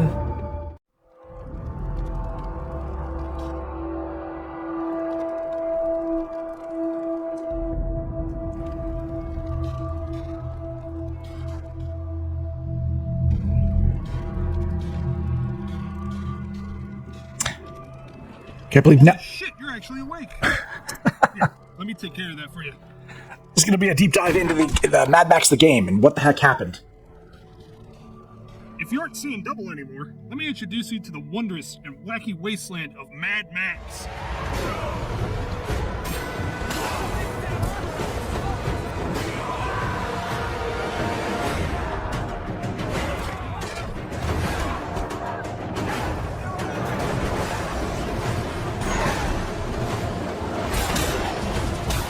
Adaptation of the film series is sand, grease, gasoline, and leather in all the right places. I don't want to make a habit of talking about games from AAA studios, but I'm making an exception for Mad Max because, despite the popularity of the film series, the game flew under the radar, and it never got the attention it really deserved, which sucks. This is a really good game, and its arcane status may have caused the game to die prematurely. I'm getting a little bit ahead of myself. What is Mad Max? This might seem like a silly question, but for those who may have never seen either the film or the game, Mad Max is a film series surrounding former police officer Max Rokatansky. Rokatansky. Played by Mel Gibson, set in the dystopian, apocalyptic future of Australia. Max is mad. Max's wife and son are killed by a biker gang, and in response becomes a lonesome traveler in the wasteland behind the wheel of the Interceptor. His police Ford Falcon fitted with all the necessities to handle the harsh new world.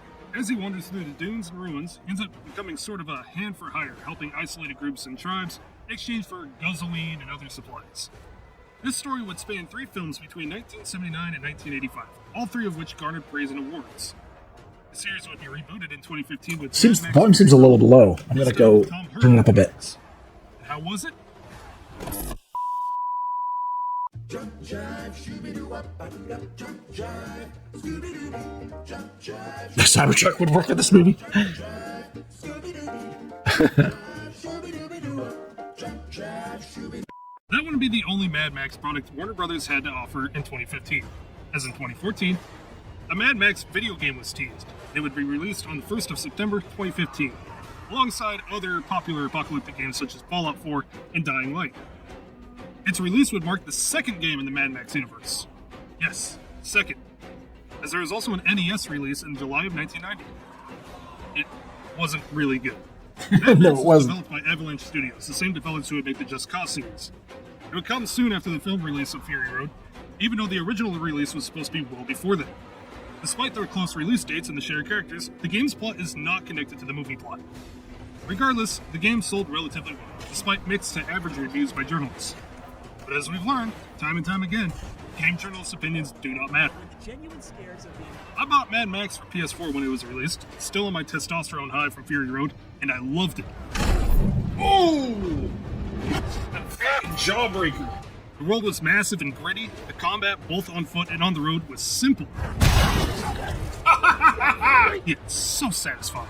The customization, while a bit limited, was still a great addition. Sure, the game had some rough corners and issues, but I remember playing it back-to-back as a teenager. So why did this game that was so well received by its fanbase pretty much disappear off the radar as fast as it appeared? To answer that question, I decided to give it a second playthrough on the PC port of the game.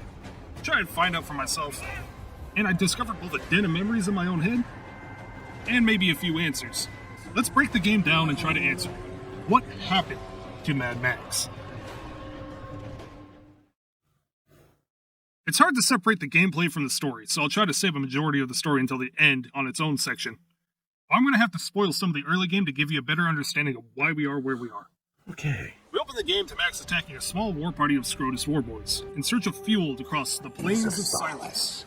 I tried looking up what the Plains of Silence are, and it's debated between the dry ocean floor and a metaphor for death. Regardless, it's our destination. Our travels, however, are cut short by Scabrous Scrotum. Scabrous Scrotus. Listen, my apostles of Earth! Scabrous Scrotus, one of the many sons of Immortan Joe. Scrotus is a warlord dictator of the land, stripping everyone of supplies and freedom, and does just the same to Max, taking his car, his gun, and anything else that makes him mad, leaving him to die on the desert floor. But Max doesn't give up without a fight, hopping aboard the Land Mover to help Scrotus realize his My Little Pony persona. Pony persona? Regardless, Max is tossed from the rig, achieving nothing. It is from here we receive a single barrel break-action shotgun, some water, a dog, and our new friend Chumbucket. Chumbucket? His name's Chumbucket? Chum, believing you're some saint sent from the Angel's Combustion, offers you a new vehicle, as he was told it was his righteous holy duty. Praise me! Praise me! Chumbucket introduces us to the magnum opus.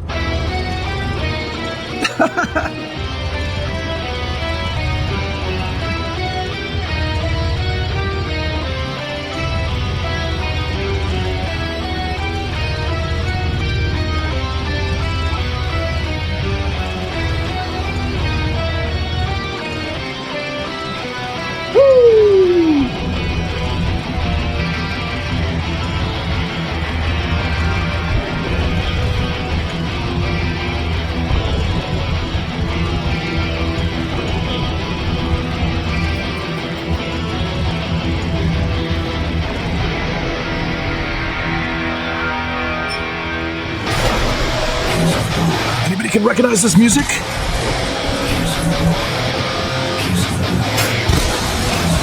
It's called Gears of War.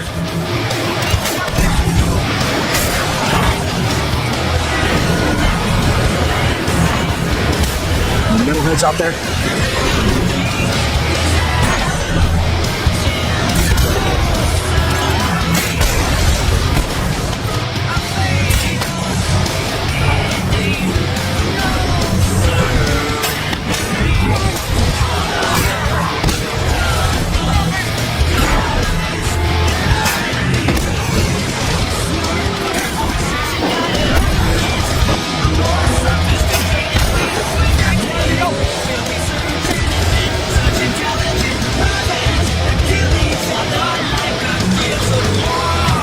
The answer is Megadeth.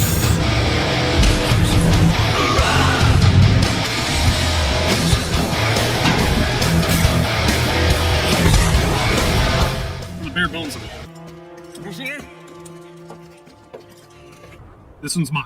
You're gonna have to build your own. This ain't a car. It's just a mess of parts. At this point, we actually get a little bit of freedom into the game, and the gameplay definitely has its Avalanche signature touch. Simple, yet satisfying. On foot, you rely on one button to throw punches. Either mash it for a repetitive attack, or hold it down for a slower but much more powerful move. You parry with another button when the prompt appears, and a perfect parry will award you with a special move. You can then unlock more skills later that allows you to counter enemies, disarm them, finish them with a special finisher, or blow a 12-gauge hole in them at a personal range. The more moves you follow up with, the more your Fury meter fills. Once it's full, you enter Fury mode, which makes you hit harder and heal after defeating it. Simple. Yet... Who's first? Fuck you!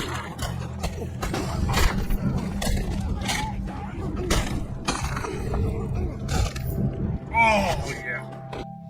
Oh, so satisfying. The car combat is just the same. You start with a low-level harpoon, your shotgun, and the very momentum of your vehicle. As you progress through the game, you unlock more weapons such as a thunderpoon, sideburners, and the sniper. What's a thunderpoon? Ow! He actually shot me.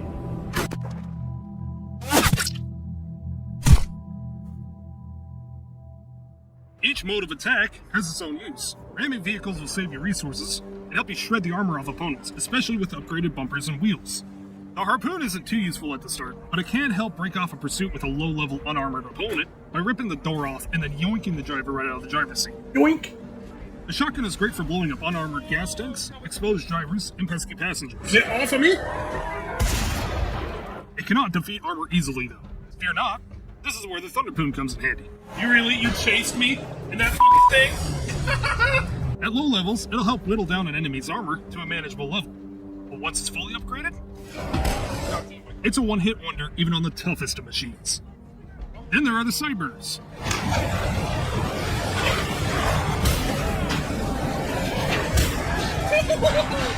Any questions? All these upgrades must be bought using scrap, the in-game currency. Scrap can be earned in numerous ways: scavenging, destroying enemy vehicles, completing tasks, or meeting random wanderers who are willing to share with you. Supposedly, you can then kill them for the other half, but I never got it to work once through my playthrough. You can also find one of these, the Scrapulets, which will reward you 500 scrap if returned to a stronghold. Scrap is going to make up a majority of your game, so there are a few things you want to do to maximize your profit. One is to increase your scrap volition through Griffa, and yes, we will talk about Griffa later. I just can't force them into the script right now. Scrap volition will give you a bonus for any scrap you pick up. Another great source is the cleanup crew. This will let you destroy enemy cars without stopping to pick up the scrap. It would be here that I tell you to unlock the scrap crew to earn passive scrap while not playing the game, but since 2020, after the game's servers were shut down, these no longer work. Oh. As they went off of server time. I guess it would have been too hard to switch the server time to system time, so instead we were told to get bent and lost a significant source of scrap income. And I truly mean a significant source. This is a killer on a new save. But beyond that, we have my personal favorite source of income: storms. Storms will spawn boxes with around 300 pieces of scrap. Combined with scrap volition, it's a pretty big payday. You also risk getting struck by lightning, either a small stray bolt or a much bigger life-altering one. The best play is to wait out the storm under cover and venture out once the storm has passed. If you're lucky, there'll be about 2 to 3 boxes laying around after the storm to loot. Although the strong winds may have blown them somewhere that is not easily accessible or accessible at all. Good, because there's 3 boxes outside. I don't think I can get to the other box, but I don't even see it. It's like I'm out of the map's boundaries. While we're on the topic of strongholds, these can also be upgraded. Not only do you have the cleanup crew in this oversized decorative piece that was once a major upgrade and almost complete necessity, but you also have some upgrades that will refuel your vehicle, health, water, and ammunition. You can also unlock the survey crew, which reveals all the scavenging locations of the map. And you can donate scrap to each stronghold to further help. Never did play this game. And nothing else. You get nothing out of this. So don't do it unless you have nothing else to spend it on. There are a total of 4 strongholds across 4 regions: Jeets, Gut Gashes, Pink Eyes, and Deep Frieds. Each stronghold leader will have a series of side quests to complete. In my opinion, only 2 of them are really worth doing right off the bat. Jeet will send you on a mission to rescue a man capable of making gunpowder, along with helping mark the necessary resources to do so. After that, we blow a hole in a wall. Which gives Jeet the ability to trade between strongholds and give you ammo refills at every stronghold. This is important when you get to upgrade the Thunderpoon, as you'll go through a lot of them early on. Deep Fry's quest will get you the Sideburns, which are also pretty powerful once fully upgraded, granted at the cost of fuel. Ikai has you help find food in the Buzzard region, which unlocks a maggot farm to refill your health. Maggot It's farm? a stronghold and isn't universal. He also sends some of her followers to their death under the illusion that they will sail across the dry ocean floor. And for it, you get this lousy truck. You also get the race slicks from her, but they're kind of useless, so I guess there's Okay. that. Gut Gash makes you get some So far, steel so good. We need to make the drink teeth carpet yellow. and a crab song. It's probably not in that order. Honestly, I can't remember. Outside of just upgrading the stronghold, each region, minus the dunes, has a threat level that can be lowered by clearing camps, carrying down scarecrows, killing snipers, defeating convoys, and my favorite, disarming mines. Where is this stupid mine? Did I say favorite? I mean most fucking agonizing. Finally. I almost walked right over the top of it. All in all, a relatively solid game, deserving of the praise it gets from the community around it. Admittedly, some of the gameplay gets repetitive after a while, but the game's defense, it's probably not meant to be played in 10-hour segments like I did. But there is one glaring issue gameplay-wise that plagues this game. Most of your time is spent leveling up both mechs and the car, and since Scrap Crew no longer works, you'll be spending more time in-game clearing camps, looting scavenging locations, lowering the threat, and completing missions, just to build up the Magnum Opus to its max potential. Finally, once you get the top tier V8, the best armor, the best shredders, once you make the Magnum Opus the meanest rig on the sand, what do? Well, that's the problem. There's not much to do. There's no end game. Once you clear all the regions, only some low-level roadkill spawn, which can be easily dispatched with one shot of the Thunderpoon at this point. You could do death races, but since the servers are shut down, you're limited to other vehicles and archangels. You really never get a chance to stretch the legs of a fully maxed out Magnum Opus. Essentially, once you fully build the Magnum Opus, that's it. It's game over. Congratulations. You are a winner.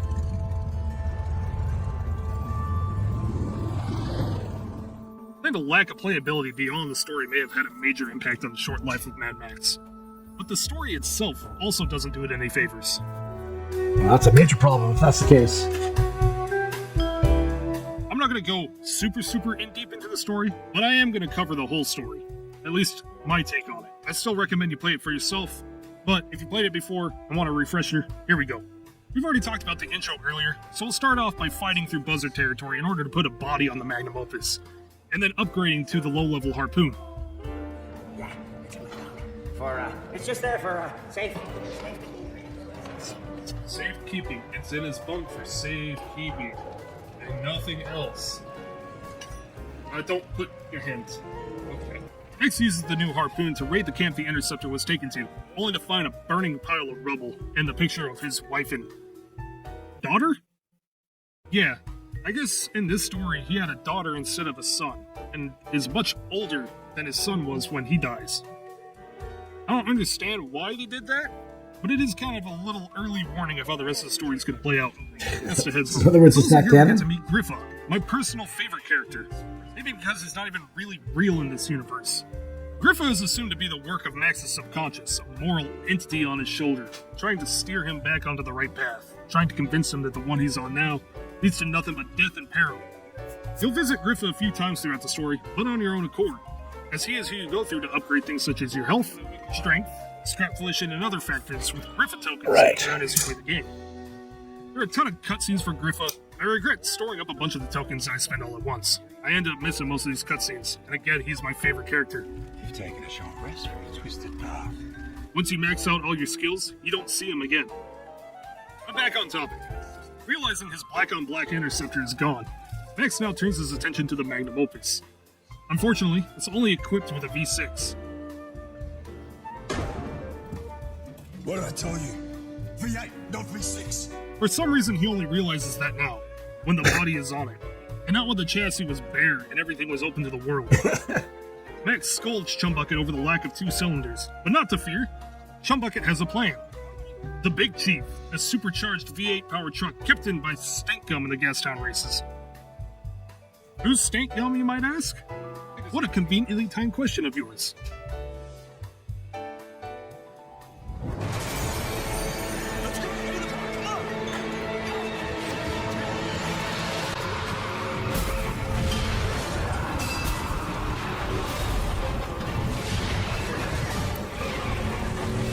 Right. Making progress on the drawing, guys.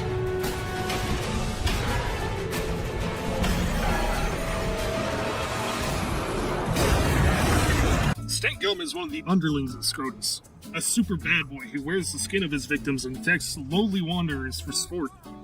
And today, we decided it was Chumbucket's turn to be on the end of his wretched destruction. With our tail between our legs, we go to Jeets to lick our wounds and hide out. Despite looking like a horrible accident between a piercing gun and a gorilla on crack, out of all the Stronghold leaders, Jeet is by far the most sane. Jeet is only interested in self-preservation and making deals to keep his people alive, which works for us, as we reach an agreement to help each other out. We lower the threat in his territory, and he houses us and gives us all the tools we need to fix up the magnum opus. I like Jeet. He's actually the most useful character in the game next to Chumbucket himself, since his side missions lead us to getting ammo restocks at every stronghold in the game. Elevator music? We learn about the Jaw. What's the jaw? The gate you gotta pass to reach Gastown. The protected gate that separates the upper and lower part of the map, and the one obstacle keeping us from reaching Gastown. If we want to get there, we need to make like Gorbachev and tear it down. It is here at Jeets that we craft the sniper, then go scout out the Jaw, using said sniper to clear a path for a good viewpoint. Oh, right in the dip. Yep, that's the Jaw, all right. To get past the Jaw, Chumbucket devises the perfect design for the magnum opus, and in doing so, introduces the dumbest game design choice in the game. It's called the Jack, and it's an Archangel, a preset build for the magnum opus. And you have to build it to continue.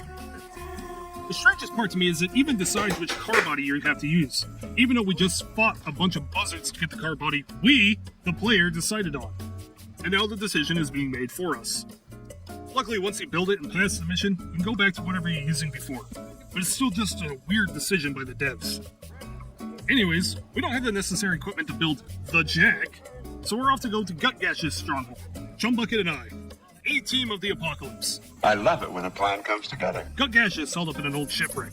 Him and his followers believing that the water will return, and when it does, they will float away and live at sea.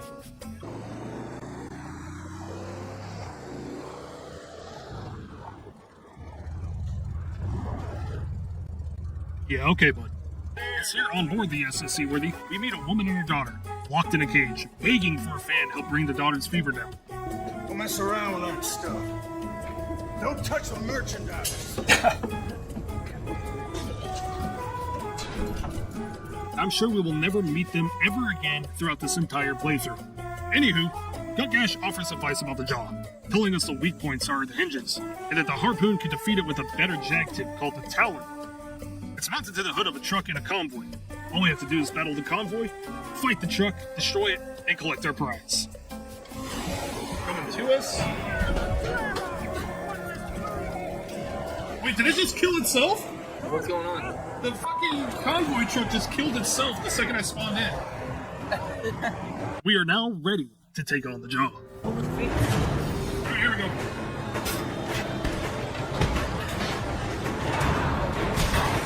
That was probably too close to me.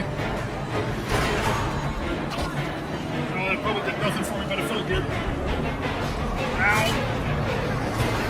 Oh my fucking god! Get off the boat! That was kind of cool.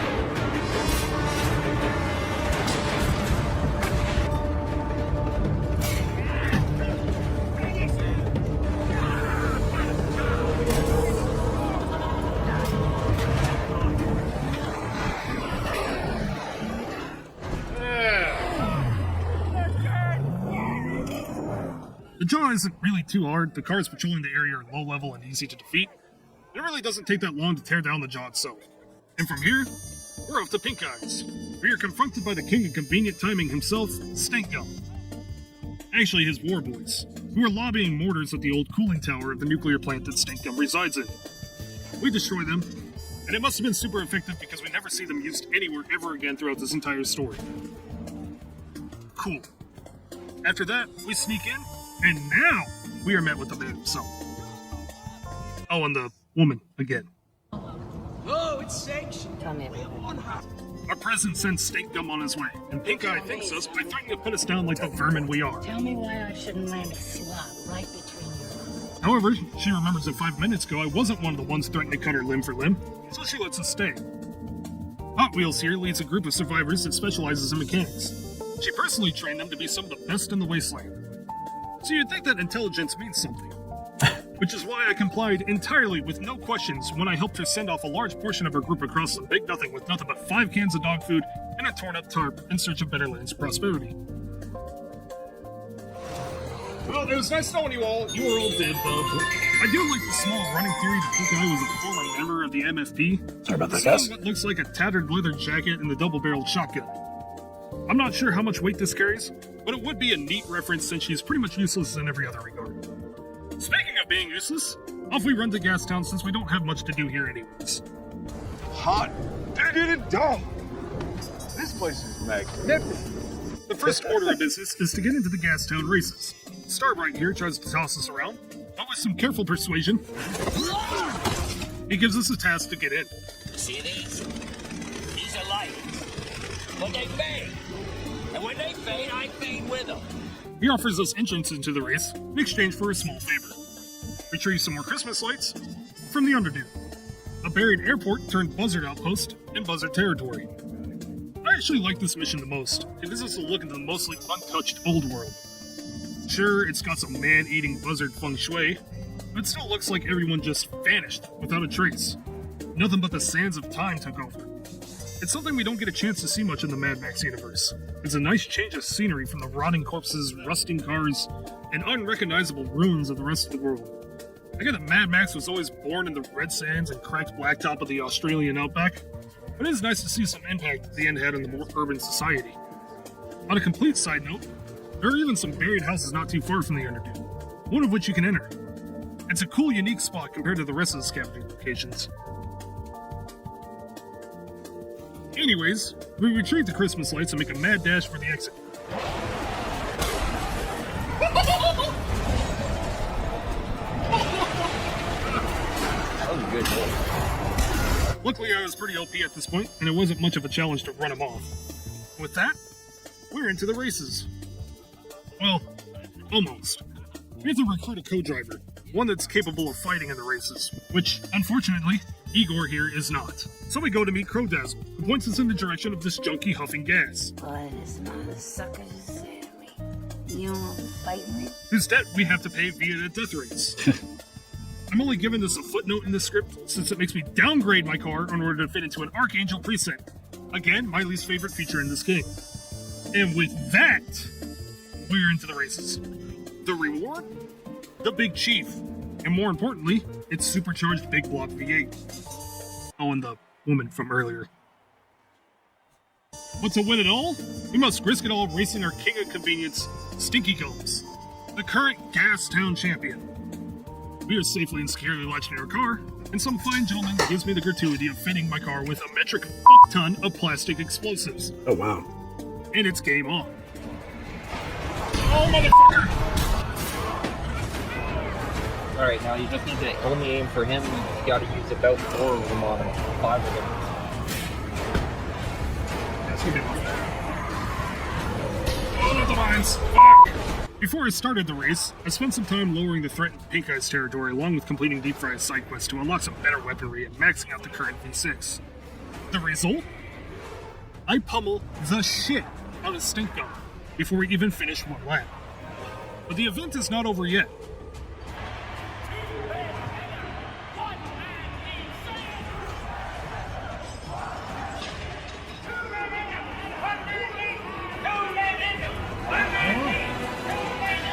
As now we have to defeat our fuel-fuming friend turned foe.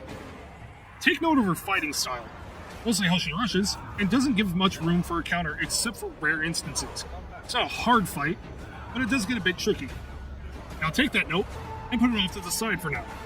Being the main character, we defeat Tenderloin, Oh yeah, her name was Tender. And reigning champion of the Gastown races. Tenderloin? You're congratulated by Sparky. Brush off hope like the sand on my fancy does, and make my way towards the real prize. Before we're stopped by the Christmas tree topper to meet. Oh my God, he's still alive!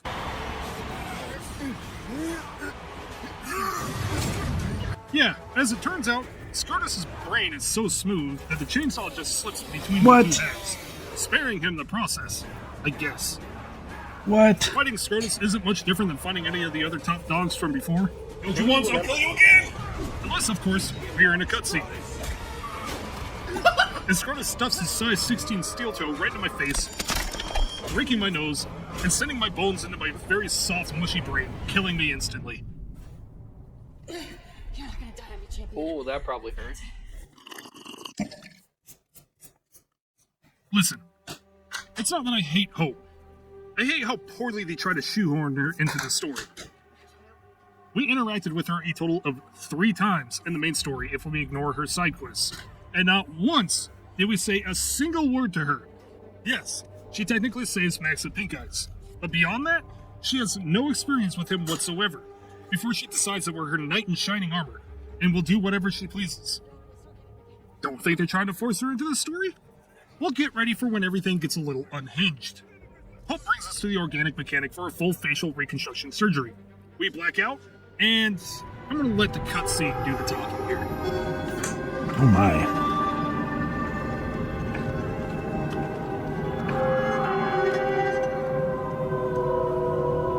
There's someone you should meet. Who? It's someone from before. Didn't mean you, dog eater. There now, Dinky Dee. We're all friends here. Friends of him. Yes, only he doesn't want to know about it, huh? Too afraid of the ghost. I just don't want any friends. Bit late for that today.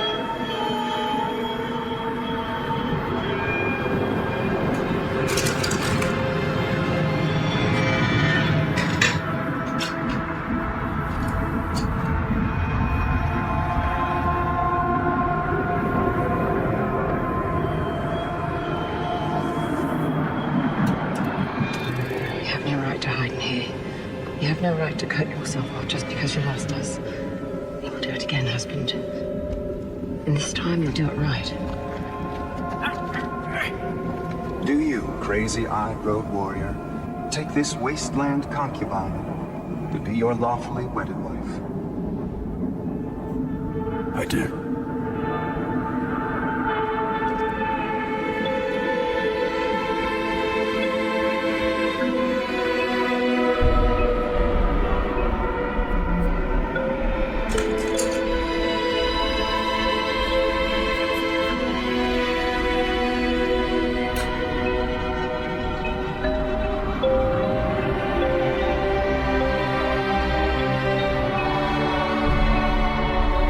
Still don't think she's forced? This is where a majority of the story starts to get really weird, really frustrating, and really poorly written.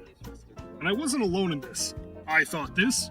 Ray, who is by my side throughout this game, thought this. Chat thought this. And from what I could see, a good majority of the players also thought this. It might not be that bad in the grand scheme of things, especially once you get to the end of the game, which will manage to disappoint you even more. You'll see what I mean when we get there. Back in the land, Didn't you say this wasn't a bad game? Face to face with Stab, a blood bag and former war boy. Wounds and injury led him to be here, and for that, Sounds like it's disappointing. Notice as he denied him of his true destiny. This will be handy later. What's strange is, despite being recognized by the leader of Gastown himself, the car, Chumbucket, and I are free to roam the streets of Gastown without question or harm. But we won, and I will collect my prize. So back into the underbelly I go to collect my prize. I will help you find what you seek. And then you will bring me my child. She doesn't even help. She just opens the door. She doesn't help. Yippee. It's the usual beatdown against lowly war boys before I collect my prize. Yada yada yada, finally we've got the V8. This is it. We won. We got exactly what we need to cross the plains of... Now it's your turn. Turns out Hope put her trust in a man who lives in buzzard territory to watch after her child. I understand why Hope would want to spare her child of this life, but I'm wondering if trusting her with an ailing old man in a region full of bloodthirsty man-eating psychopaths with the intellect of a rabid dog is much of a good idea. I'm correct in this thinking as well. What do you know? He's dead, and Glory is missing. Hauled away to the Underdune. This is Chumbucket's shining moment of intelligence, as he seems to understand the risk much better than Max does. The child's keeper. What? It's keeper? Huh? This is honorable work. Yes, it's do good. It's best to be alive. No, every second. Dude was breathing. Yes, there is some moral obligation to save this child, but it should really be weighed against the odds of becoming a buzzard's next meal, undoing everything we've ever achieved, and at the end of the day, still not saving Glory. This is the apocalypse. Shitty decisions, unfortunately, need to be made. But I don't get to make those decisions, though, so...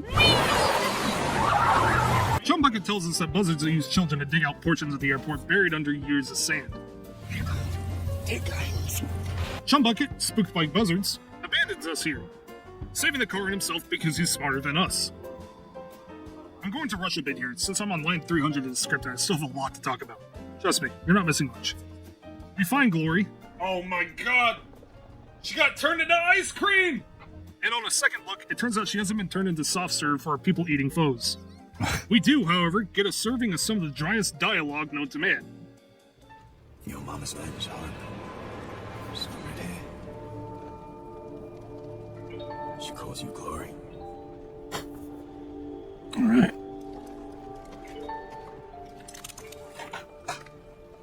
Max scoops up Glory, slowly walks to an exit, beats up another top dog disguised as a buzzard. He's got no health. You are dead. You are dead. How are you still walking? And speeds out of there with buzzards in hot pursuit. Luckily, the car Max steals drops mines. Unluckily, I can't seem to land a single mine on any of them. After a while, they stop chasing me, as entering Gastown boundaries would be suicide for the buzzards. Maybe. Honestly, I think it's because the car we steal from the buzzards has the same top speed as our pursuers, so it's more of an act of mercy from the devs. Upon returning to Deep Fries, we return Glory and Hope, completing the task she has given us, and hopefully leaving us alone for the rest of the game.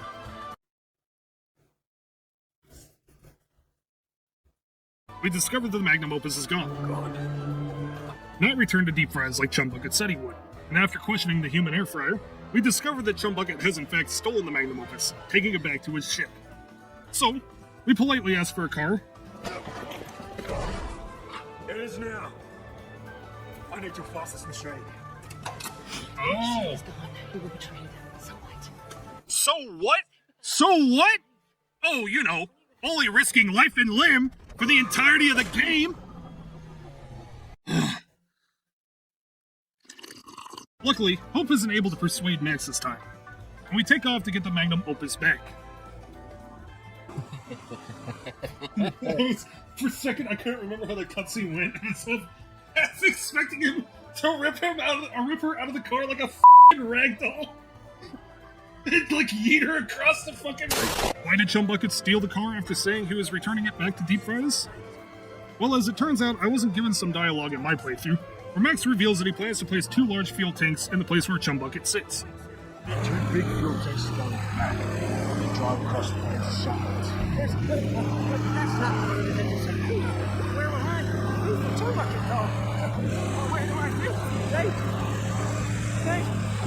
think? Obviously, Chum takes offense to this, as the car is his holy work, and it's the duty of Max, Chumbucket, and the car to ride together under the guise of the Holy Spirit of combustion. Or something like that. So, Chumbucket took it for himself, back to his shipwreck home from the beginning of the game. That's where we find him in a beaten state. Who would do such a thing? Hail the champ! Yeah, there it is. Ruination of Stank Gum, they said. Yes, despite blowing him to bits with a volley of thunderpoons, he still lives. And he followed the car back to the ship with the goal of meeting and beating you. Instead, they got Chumbucket. It is not in vain, though, as they interrogate Chumbucket, beating him, and to save himself, tell Stink Gum everything about Hope and Glory. Thanks, Chumbucket. I knew I could count on you. Dick. This leads to a brawl between Stink Gum and Max. Remember how I told you to take note of Tenderloin's fighting style? Yep. It's pretty much just copy and paste, except with some added enemies. You don't get the advantage of using the shotgun either, as he can dodge your shots. No matter, I know how to win this fight already, and we do. But wait!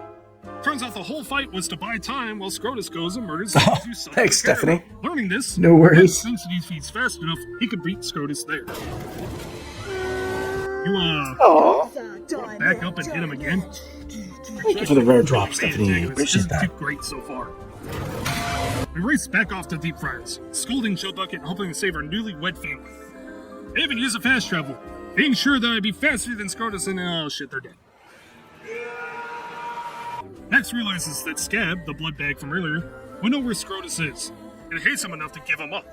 And sure enough, Scab doesn't even hesitate for a minute to dock Scrotus' address. Alright, now we're going to put some highlight. The hardest lines of dialogue in the entire We do the highlight on the side just to make it more dramatic. 2 weeks, he said. This man's show! Bring his corpus gratis to the organic mechanic and let the blood serve! Now my blood returns for you, Scrotus! Now my blood returns! I gotta say, I know I've been harsh on the game for the last few minutes, but this final road battle is perfect. It supplies more than enough enemies to make it feel somewhat challenging. Unfortunately, I'm sort of robbing myself here since the Magnum Opus at this point is pretty well spec'd out. I end up destroying most of the cards within the first few minutes, and actually end up outrunning a few of the other ones. That's bad game design. Destroyed, so I have to stop and wait. Regardless, they still manage to give me an unhealthy serving of pain. It's not enough to stop me though, as I rip the steel armor off the Land Rover, exposing its soft, gooey explosive bits, causing the steel behemoth to careen out of control, but not before dealing a hell of a blow to Max and the Magnum Opus. Fear not, Chumbucket heals the Magnum Opus, breathing life into the alien V8.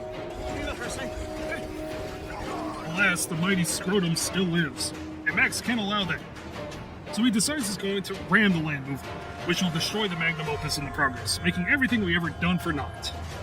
Let's talk about this real quick. We've destroyed all of Scrotus' convoy and left him in a bad position. Hypothetically, there's nothing he can do here except for facing me on foot. My car in my playthrough is well equipped, giving me plenty of options. A. Ram him at Mach speed and turn him into nothing but a red streak on the desert floor. B. Eat a Thunderpoon at him, turning him into nothing but Explodum Scrotum. C. Harpoon him and launch him into low Earth orbit as we've done to many others. Or D. Just leave him to rot. He's not going anywhere. He's wildly injured, without the organic mechanic anywhere around, will more than likely succumb to some infection from his newly installed horn. But no, we decide the best course of action is to ram the Land Rover at full speed. And that's what we do. And yes, this kills Magnum Opus, and to boot, Chumbucket, unwilling to part with his holy work. And the best part? Turns out that not only did that not kill Scrotus, your interceptor, which we've always thought was destroyed to this point, is actually fully intact. Does that make my earlier points moot? I don't know. Let us compare. I don't think so. And now we end up looking like a fool, battling our interceptor on foot, all while the voices of all we killed play through our head like a broken record. It's not a hard battle, mind you. The interceptor is, at the end of the day, still just a stock Falcon. It doesn't have any armor or any weaponry on it itself, so 2 Thunderpoon strikes ended off easily, launching the interceptor through the air, tossing Scrotus into the dirt, bloody and wounded, before succumbing to his injuries. Trust me, we double-checked. We also take the chainsaw, because who doesn't like souvenirs?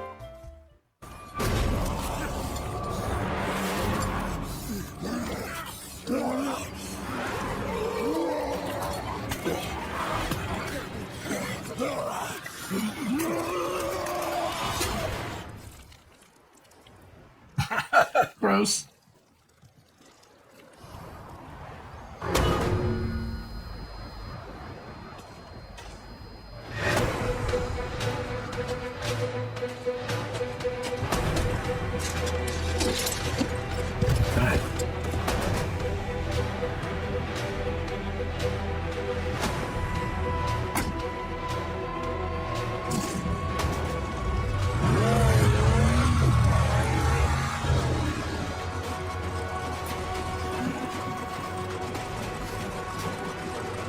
How you doing, Hendrik?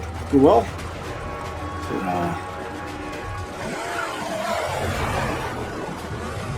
Making progress on this.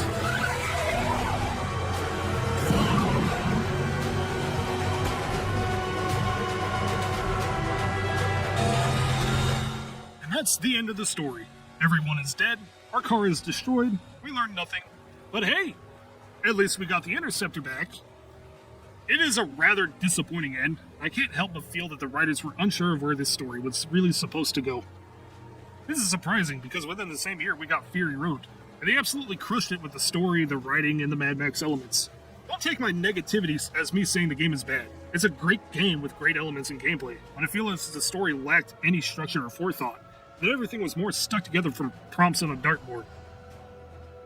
You know what? Turns out, I wasn't too far off. Because most of what you see in the game is actually stolen. Okay, stolen is a bit heavy-handed, but essentially George Millar conceived a Mad Max tie-in game in the early 2010s, where after being tossed around between developers, it would land in the hands of Avalanche around 2011 and go into pre-production. Millar would be around to give input and ideas during pre-production, but once the game went into full production, Warner Brothers slammed the door on him. His name's not even on the game. Production process. Now, in Warner Brothers' defense, I haven't played it, no. Involved in any of the films and projects. Who can blame him? Mad Max is his brainchild. He was the man who created it, wrote it, directed it, and filmed it ever since its inception. Miller, being the perfectionist he is, would probably just ended up with delays and setbacks. As things were ironed out. George Miller's name's not even on the game. But at the same time, it's Mad Max without the guy that made Mad Max. Could you imagine if George Millar was shut out during Fury Road and replaced with somebody else? It wouldn't work. Unfortunately, when he was shut out of the project, Warner Brothers supplied Avalanche with everything George Millar had. And I mean everything. All the notes. It turns out they may have accidentally spoiled feature films that weren't even put into production yet. Just ideas and concepts that Millar had at the time. Most of the cars and games similar to Fury Road were based on early concepts. Oh, wow. Even the Warwick Easter egg in the Northern Tunnels is based on an earlier concept. It's not that it ruins the game, but it does show that the team making the film and the team making the game weren't talking at all. Probably didn't even know that either was happening to begin with. Hope and Glory were also characters shoehorned in from a comic book story, just changed up a bit to fit whatever story was being written here. And I guess that might be why they swapped Max's son for a daughter to more closely relate to Hope and Glory. The worst part is despite using all of his ideas, his concepts, his writing, his scripts, and everything, they don't credit George Millar anywhere in the game. The Mad Max Bible has a really good video exploring the video games of Mad Max, both the NES version, this version, and two others that would never come to be. But it's also in this video he goes in depth about this whole situation. More than I ever could. Mad Max is a solid game. I give it a 7.5 out of 10. And I'm not here to give numbers. I'm here to give answers. What happened to Mad Max? I think it just fell victim to greedy bigwigs who care about nothing other than money. I wholeheartedly agree that the gameplay and customization of the world made this game. It's fun, it's intriguing, but its mission design and most importantly, its story are its biggest downfall. The game is fun, but not challenging. After a while, you can start to see the same recipe for mission designs being used. It hands you most of the tools you need in the beginning and doesn't really do much more than that. The car-to-car combat is spread thin for the most part, which is extremely disappointing since it's the greatest part of this game. It's a fabulous design for a villain. Hope is fully upgraded, and most of the map, leaving a few stragglers to act more of a nuisance. Solid design, much like kind of like Darth Vader. Outside of that, most engagement is on foot. And while I do think the out-of-vehicle combat is good, it does get repetitive as the game tends to lean more on enemy spam to push the difficulty. There's a good variety of enemy types, but they don't differ between factions. And the top dogs, again, are all the same. Anymore! The issue with Mad Max is that it had a solid gameplay foundation that wasn't built on enough. It came out at a time where a lot of mediocre games were being pushed, and it was a nice breath of fresh air. But unfortunately, it just didn't bring enough and left people begging for more. Really? Yet more would never come. The game disappeared. And with withering support for the game, and with Warner Brothers running off with the dough, Mad Max, a game with so much potential, would just start to die off. And in October of 2020, Avalanche would deliver the killing blow, shutting the servers down and leaving the game for good. They cut their losses, I guess. I think the world of Mad Max thrives inside the head of George Miller. Not just a bunch of ideas and drawings, but a whole world separate from our own. with people, ideologies, and events. Most Mad Max fans are in tune with that world. Not necessarily knowing what to expect, but what it should be like when we get a glimpse into that world Millar created. And because Millar wasn't there when the game was made, especially in the story department, it falls short of what Mad Max fans want.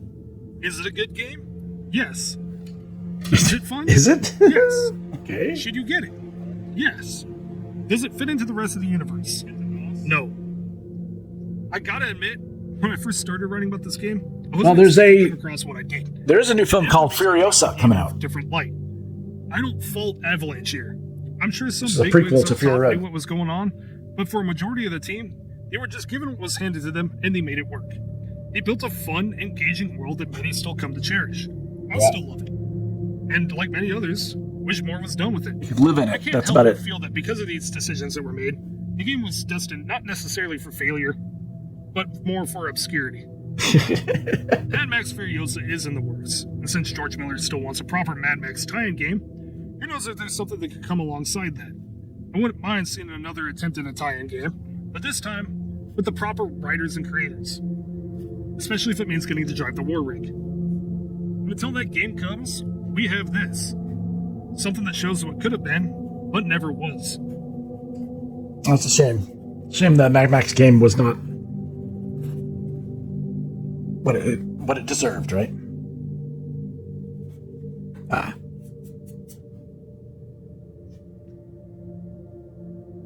Huh. Hold your breath waiting for one to be added officially either. Given that the level of destruction that can be achieved would make Wheels of Fury Ryan look like a fucking Greek god. There is a crash test dummy mod to make up for it though. It even has a camera view tied to the head. Who's supercharged? Hello, That's YouTube. right. I'm Quinns, here with People Make Games in the Mojave Desert. All right. Wasteland This is Weekend. People Make Games. Brace yourself, because this video is going to get f***ing weird. Each year, It's about to get weird, guys. 4,000 people head out into the desert to experience the end of the world. Drawing on post-apocalyptic fiction, but especially Mad Max, Wasteland Weekend is a 5-day immersive event in which all attendees must commit to the theme. In fact, that's what you're there for. That means not just roleplay, character names, costumes, vehicles, campsites, and tribes. It means the most dedicated folks showing up way in advance of the event to build a town from the ground up. And it all You guys have heard of Burning Man, right? like it belongs. Which is why I look like the manager of a Hot Topic who's been sleeping in a cave. The event's organisers say they want you to feel like you're living in a movie, but to us, there was a way more immediate comparison. Because as you'll see, Wasteland Weekend feels like waking up inside a video game. For a start, actual US dollars are often completely useless here. This world has its own economy based on bottle caps and barter, there are quests to complete, and different factions to gain reputation. And so, eager to excel in this dusty new frontier, I look back on my many years of RPG experience and decided to do what I knew best. It was time for PMG to conquer the local economy.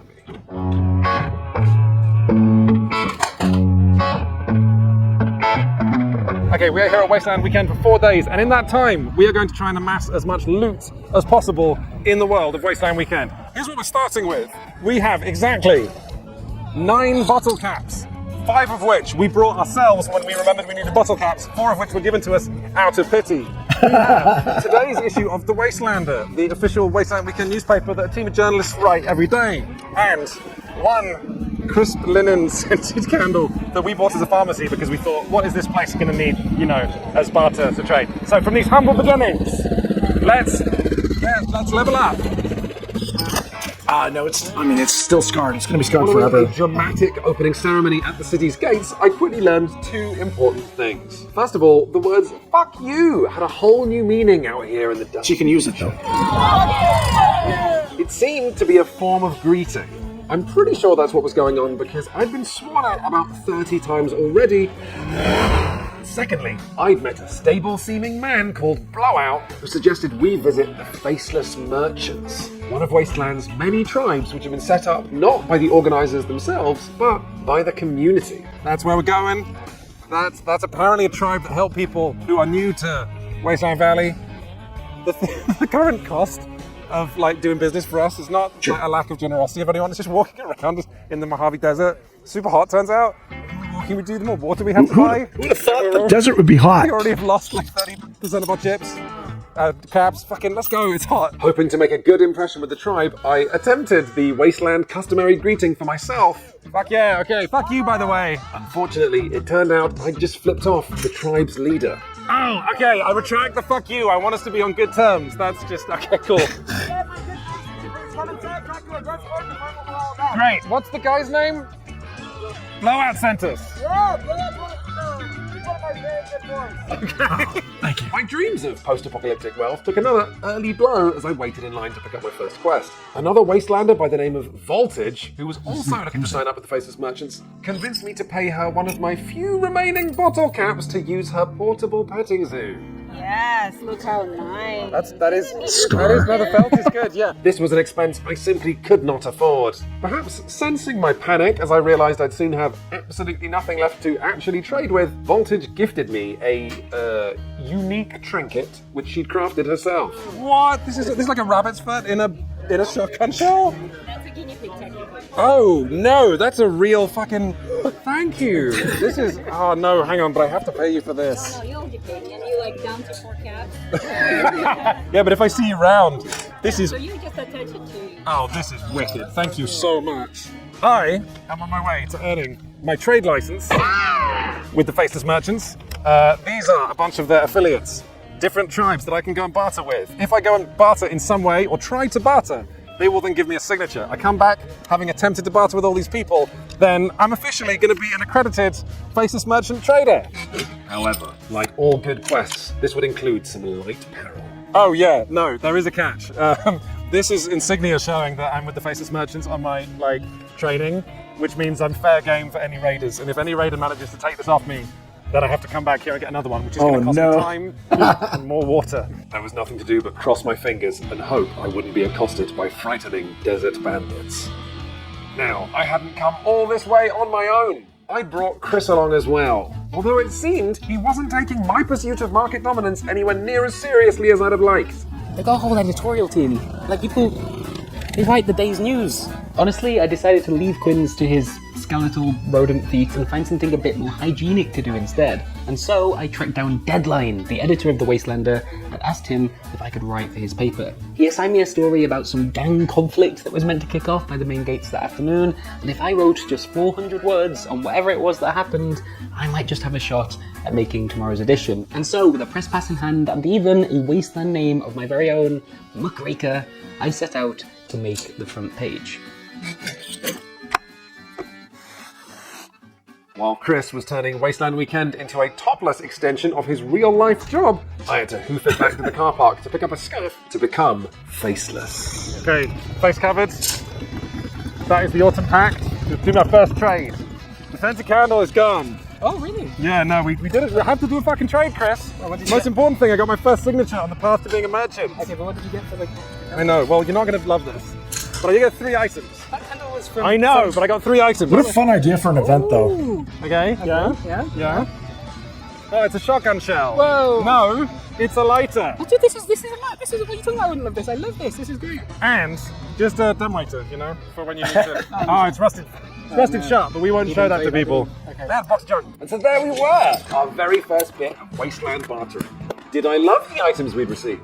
No. Was I relieved to get rid of the scented candle that we now realised was shamefully off-theme? Yes. Step 2, merchant quest complete.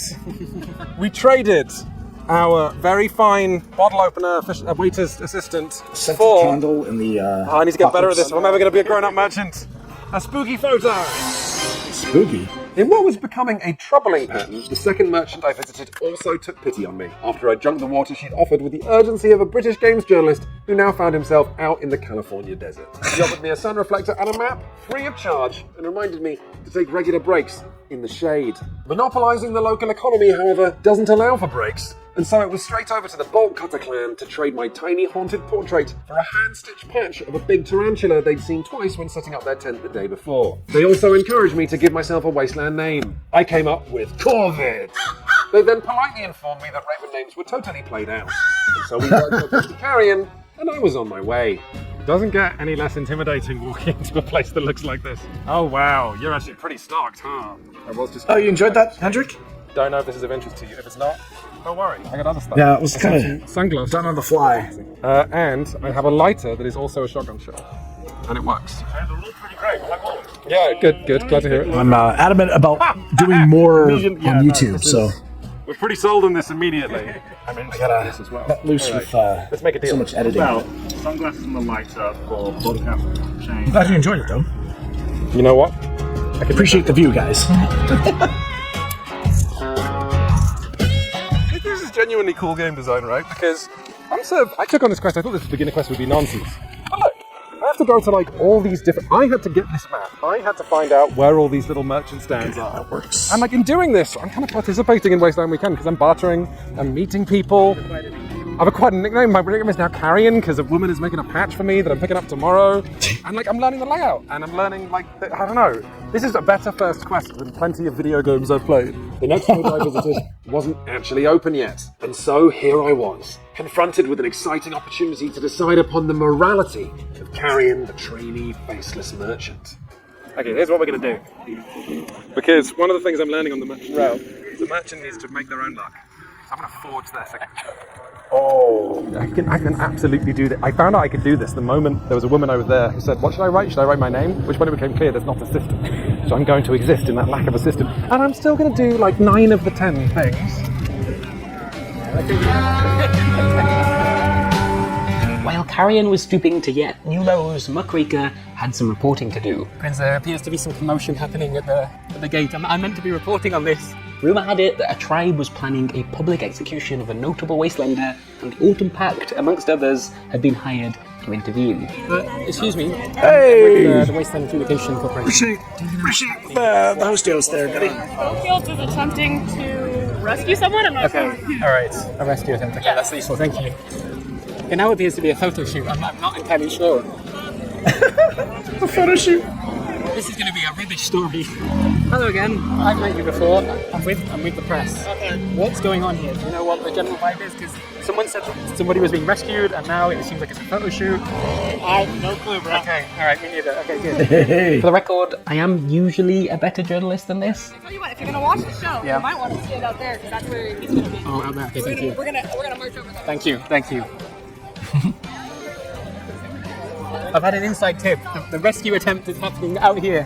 Oh, there's another tribe, Quince. There's another tribe. Oh, that's Captain Finn. Cam and I are going to be playing Alien Nation tomorrow. It became apparent that these tribes had been going Should be fun. actual years, and the gathering threatened to break out How you doing? at any moment. Hear it? Not my usual beat, honestly. I'm usually at home asking people about Rayman or something. But if Quinns and I didn't want to run out of caps, there was no choice. This is the villain from Fury So, Road. I mean, it's a little unclear what happened. Immortan They're both Joe. Finn, maybe Captain Finn, but Finn, he was about to be executed outside the gates because of a ceasefire that had been broken between two clans. One of them might have been called the Slugs. Not sure on that. They've had his eye out with a spoon, and now the ceasefire is very much done. So, Do you think you have what you need for this story? I get some quotes? I would like to interview Captain Finn. I think is that goes straight to the source. The man's lost his eye. I think. Where is he? I don't know. Dude. I can find him.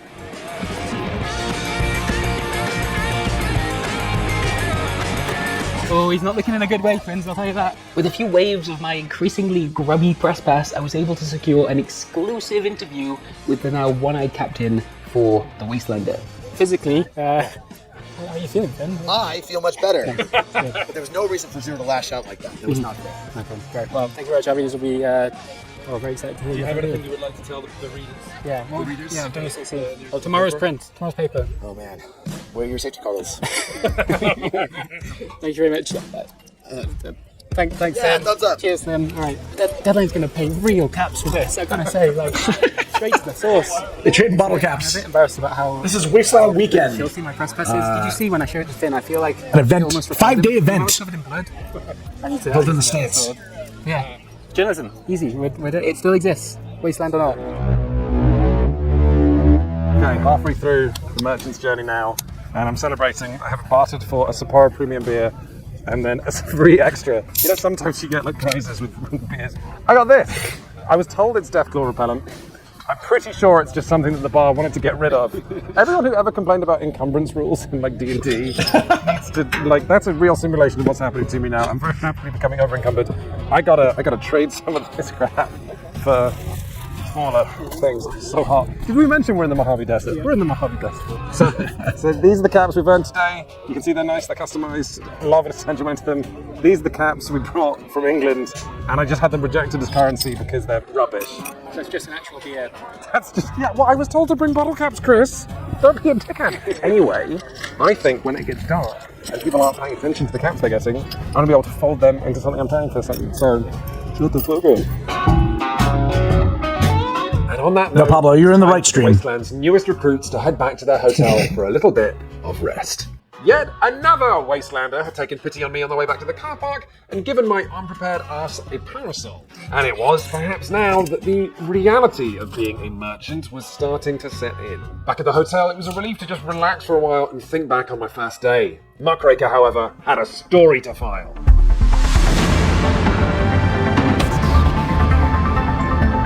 We returned later that evening and the wasteland had transformed into essentially a giant party in the desert. Drinks are now being served at saloons, bars, and even a casino. Although you still don't pay for them with dollars, known here as old world money. Instead, you spend your bottle caps, or you trade jokes or stories, and you'll get some form of alcohol in return. Will you always know what type of alcohol that is? Absolutely not. Just this evening, we'd be told that we were drinking gasoline and something called pussy juice. I got the impression that now isn't really the time to try and offload a gigantic fucked up canister or a pair of novelty sunglasses. And so I decided to take the evening off from trading and instead try to get a sense of what this place means to the people who come out here every year. What's up? If it's one word, what does Wasteland Weekend mean to you? Family. This is my family reunion with 4,000 other people that didn't necessarily know that we were related. It's just a family. It's like a place where people can just kind of like be who they aren't in the real world. It's about building a community after there's no more community, and we're just sort of doing it in our own way. All the screwed up people just go in one place, and that's where we all feel comfortable. You can be a different persona and just have fun. A little bit of role play. Get an escape from reality.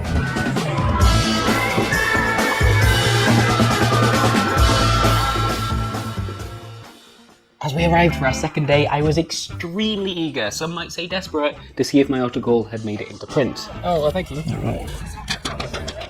There it was, No I in Team by Muckraker. I was absolutely chuffed with this, and so it was time to check in with my editor. Let's get you compensated. Excellent. Remunerated. So, let's see, where do I keep my bankroll? Here it is. Oh, excellent. Well, somebody's been here. Oh, that sounded good, that sounded good. You grab as many as you can handle. Okay. I'm gonna look away. Alright, I'll do one hand. Yeah, one hand. This was the first time since working at videogamer.com that I'd been paid for an article by reaching into a giant sack and hoping for the best. I've got... Oh, come on, you can do better than that. No, you can do better than that. There's a casino out there with your name on it. There we go. There you go. Oh, thank you so much, Deadline. It was a pleasure. He doesn't have big hands, I guess. Oh my gosh. That's... Oh my gosh. Oh my gosh, they're spilling. Those are mine. Oh yeah? Oh. Oh my gosh.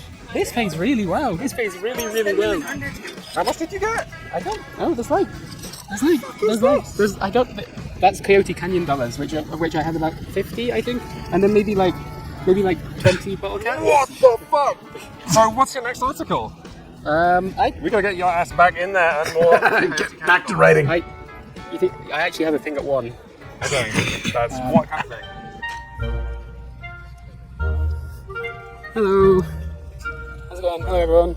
But you still need life models for at 1 PM. Is that okay? Life models?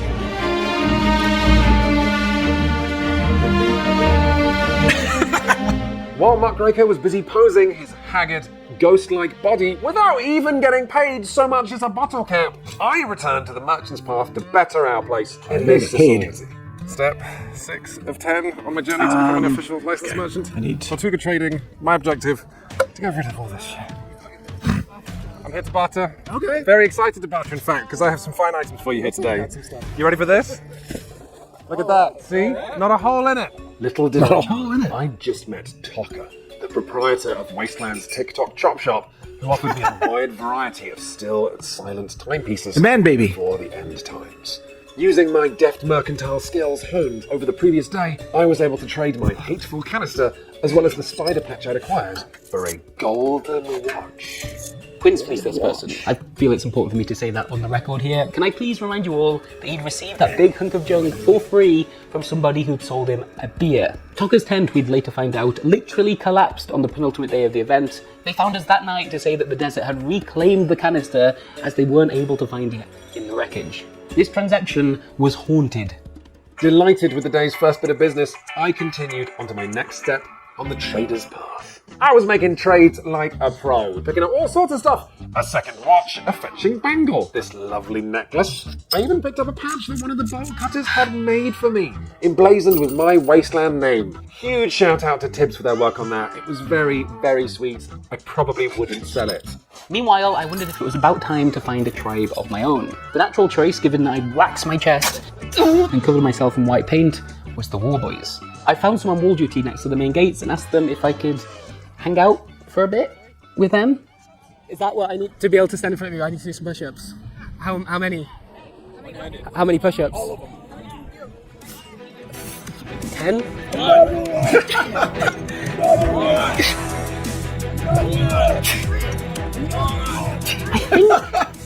I think they might have been bullying me. Whoa!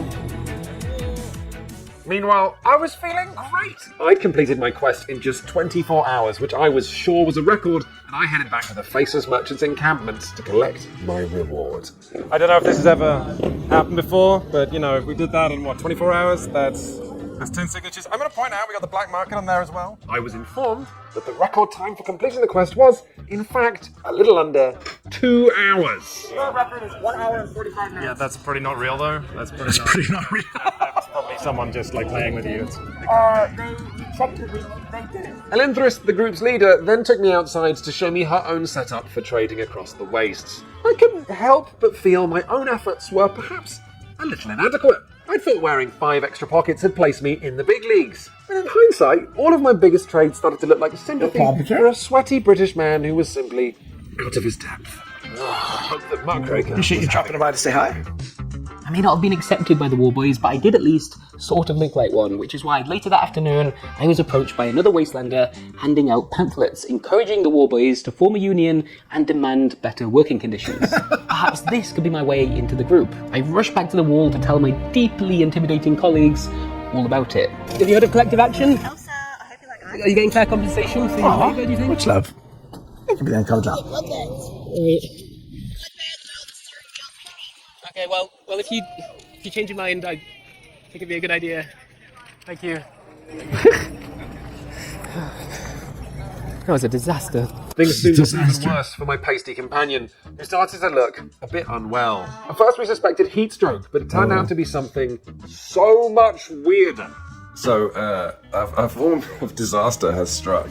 Chris behind me has made himself tremendously ill through his makeup. Chris, would you like to talk about what happened?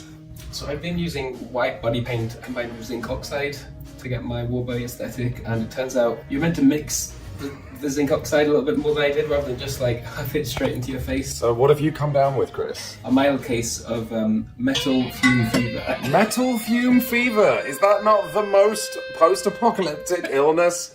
And what career path usually gets this illness, Chris? Welders. Welders!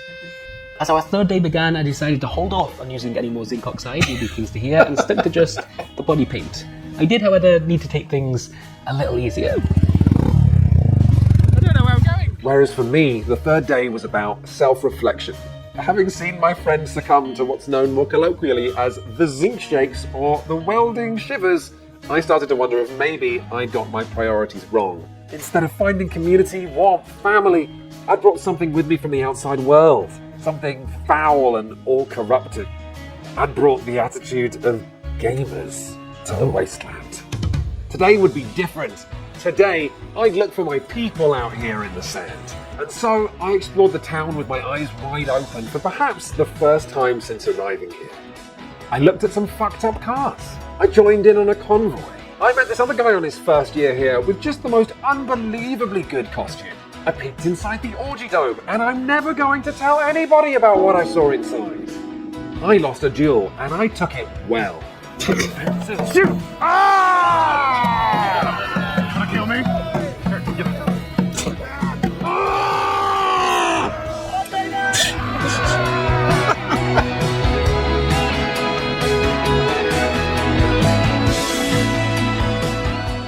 I lost at checkers, and I took it worse. Muckraker lost another questionable substance. Oh, it does not taste that great. We watched an actual wedding, as many folks who meet at Wasteland choose to tie the knot in front of their found family at the event. There's conventions that do that as well. We attended a wine social and met the bar's proprietor, the amazing Antivirus. Antivirus? That evening, we decided to take the caps we'd been hoarding and actually enjoy them. Carrion was lured into a bar where he was encouraged to bet on an unexpectedly violent series of knife fights. I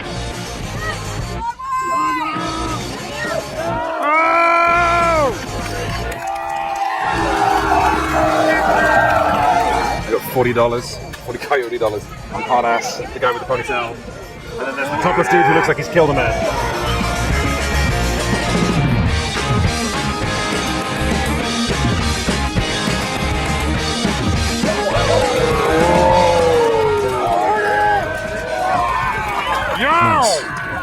I've seen ultra violence. I'm gonna get my money. Running high on actually winning his bet, Carrion got talking to a man who gifted him a 3D printed dice that was also a replica of the exact bone he'd broken in the Thunderdome last year. What's the Thunderdome? We'll tell you about it later. It looks like this. It's frightening. Oh wow! We got stuck into the last. They made a Thunderdome. After winning a dice game we didn't in any way understand, and winning again on the world's ricketiest roulette wheel, Muckraker then threw it all away on exactly 2 hands of poker. He, and I quote, had a really moving time chatting to somebody about Liverpool Football Club. We'd been a bit slow on the uptake. This is in the United States. I believe. Where's the location? I want to say somewhere in Indiana. Okay, what can I do for you? What is Wasteland Weekend to you? So I'm old. I'm 52 years old. No. I've been doing Renaissance festivals. I've owned a game store for 25 years. I do gaming conventions. I used to manage art galleries. I have never in my life, as a second year tribe, met so many wonderful, kind, loving, giving, cannibalistic, skull-covered, angry motherfuckers in my life. This is all about peace and love and... It's got to be somewhere in middle America. I've never seen it. I've never seen it before. This is our new dirt. I'll look it up. We'll be back every fucking year. Wasteland Weekends is kind of the most beautiful gathering of neurodivergent, queer-friendly folks who have the same hyper-interest and niche motivations as you, and it's just a beautiful, creative mixing pot of wonderful people who I get to see in the dirt for a week, and it's beautiful. It's a big family reunion. I'm not really down like with the movie. I don't know all that background, but for me, for everybody to go. It's in Edwards, California. That's where it is. And for everybody to have like a similar mindset. And it's an annual festival. Shit while having fun. I mean, you know, you got have to get a good time with talking shit. I think it's also that we care a lot about fan family. Maybe more than other groups, and we bring, our friends every time we have a good time. We bring more. Just kindness. We came last year. We didn't realize that the back of our camp. We were accepted into the theme zone our first year. We didn't realize the back of our camp had to be covered. Somebody gave us a 150-foot by 30-foot parachute. What? To cover our camp. They never met us. They don't know us. But they just wanted us to be felt welcome and loved, and that is Wasteland. Wasteland is all about this loving, kind, giving, accepting, like body positivity, like we're LGBTQ camp, like all of it. It's everybody's accepted, everybody's loved. It's phenomenal. It's outstanding. We need to fucking unify, regardless of what our differences are. We need to be sisters.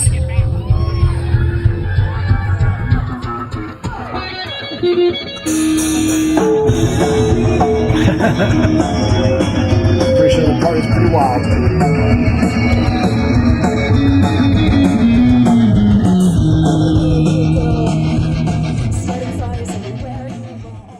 Our last day in the waste was spent catching up with everything that we'd missed because of our, fucked up capitalism autopilot, I guess. And so we began by hiking up to the memorial overlooking Wasteland Weekend, dedicated to those members of the Dirt Fam who've passed away. It was an enormously touching thing to stand in front of and read through the many, many messages that had been scrawled and scratched there by those who remember their friends. As we made our way down the hill and back into the town proper, Quinns fell in love with an RC car derby that was just happening there, we didn't realise, with its cute, tiny versions of Wasteland's own monster vehicles, although in trying to get some decent footage, he may have gotten a little bit too close to the action. Whoa! Meanwhile, Chris was maybe the only Capri one Sun! taking advantage of his union benefits. Oh, thank you so much. Thank you. That was an ice-cold Capri Sun, by the way. You have no idea how much of a prize that is out here. Later on, we found a place where Carrion could finally atone for the frankly stunning number of sins committed in his 3 days as a faceless merchant. We found ourselves a preacher. Actually, his name was Preacher. We found Preacher. Preacher and his merry band of mud-covered cultists at the Church of Restoration had offered to give me something called a dirt baptism.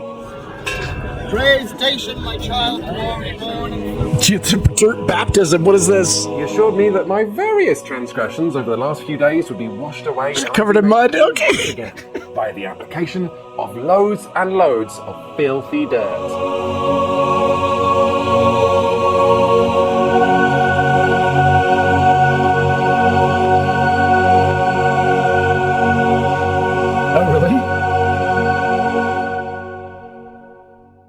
That afternoon we caught the costume competition, which made us feel so relieved that we'd spent an entire day back home trying to distress our outfits before this event, not just totally half-assed it. If you've not yourself at some point needed to artfully attack an outfit that belongs to you, you may be under the impression that this is a quick process. It is not. It takes time and it takes commitment to look this grubby. Also, our boy Cola won the competition despite being a first year. You absolutely love to see it. Oh, let's hear it. Yeah. It had taken us 4 days, a case of the zinc shakes, drinking some juice, sticking our noses in 100 weird buildings, and being sworn at 1,000 times. But all of a sudden, it felt like we were home. The whole post-apocalyptic aesthetic was like a smokescreen for what this event really is. Wasteland Weekend isn't about some Hollywood brand. Instead, the theming is more like a scaffolding for 4,000 creative, friendly, and pleasingly unhinged people to build a coherent world together. And then to have a big, weird party there, where they can play games and drink and hit each other. Speaking of hitting each other, the Thunderdome is maybe one of Wasteland's most iconic set like pieces, that, and yeah. on our final night, we were able to join the crowd who formed around it, and on top of it, to watch people slug away at each other with bats while strapped to the world's most intense-looking baby bouncer. It is a wild spectator sport to watch and one of Wasteland Weekend's most authentically Mad Max moments. We had, however, missed the sign-up window to compete, which is probably for the best, otherwise, Quinns would be dead now.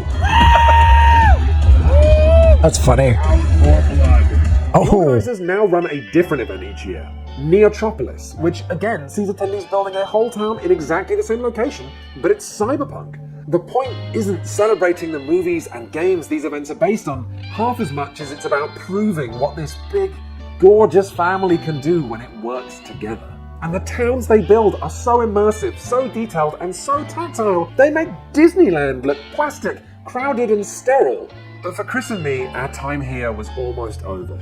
So in one last attempt to do something right, I headed to a meeting with a merchant who offered a very special service. Special service, you said? What if I told you, by using this process of time, the power of time, I could deliver a message to you, written by yourself, from the past, by slinging it into the future? Could you? I think I could. The only condition about these letters is that this message needs to be kind. Our journeys are too short to be rude to oneself. They're too dangerous as it is. It's only by being kind to yourself that you can truly find happiness out in this wasted land. Okay. I can do that. Right on. Hey Quinns, if this works, you're reading this in the future. I hope that's true, because I paid a lot for this. But in the year I'm writing, the games industry has just seen its biggest ever acquisition, and it feels like more and more of play is falling under the control of giant corporations.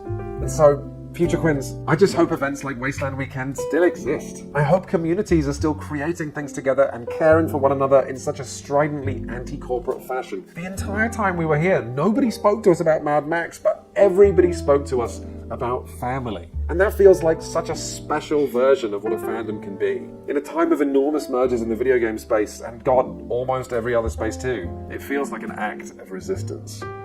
So wherever you're reading this, I hope that resistance is still burning bright. Love, Quinns. Hello! Oh my god, it's good to not be covered in paint anymore. Also, my chest hair is growing back, albeit very, very slowly. Nature is healing. Anyway, we had an absolute blast making this video. It was outside of our comfort zone for a whole bunch of reasons, but a big part of PNG has always been about shining our tiny spotlight on communities you may not have heard about before now, and doing our best to unpack what makes them tick. Hopefully, this has been a really good example of just that. As most of you all know already, People Make Games is almost entirely funded by you, our audience, which means we on get to Patreon. take some exciting, some may say foolish, risks with what we publish here on the channel. To put it super bluntly, we've no idea how many of you will end up watching this video, but we do know that some of you are going to be really into it, and because of the way we're funded, we're able to make this video for those people without worrying about whether it'll go viral or whether it earns enough money in the end for YouTube advertising to pay for the zinc oxide that I've slowly been poisoning myself with. Roughly 3,500 people are the sole reason we're able to do the work we do here. 3,500 patrons. That's Wow. the secret to People Make Games. That's awesome. The whole thing.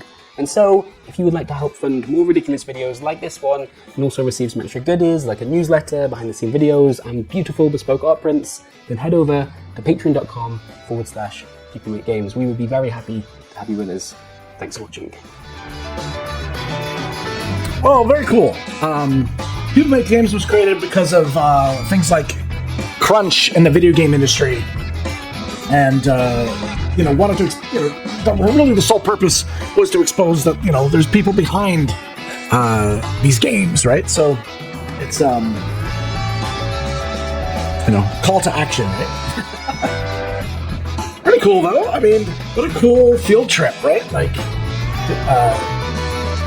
I don't know. It's something I'd be totally into.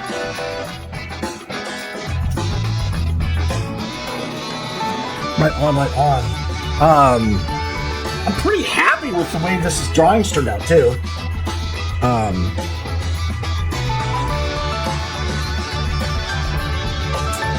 The eyebrows seem a little intense, however, on the stream. It doesn't look as intense in my eyes, which is kind of weird, but let's see if I can,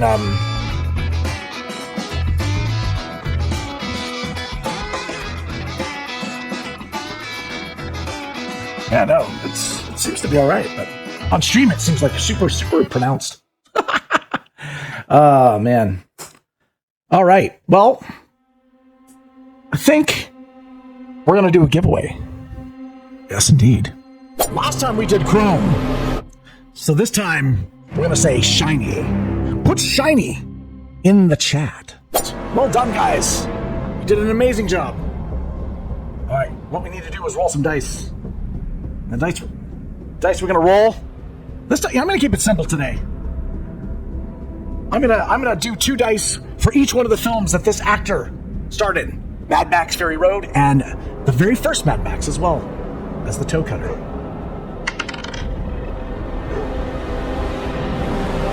We got 18 times, guys. 18 times. 18 times the deck has been shuffled. May you be shiny in Chrome. And best of luck to the winner.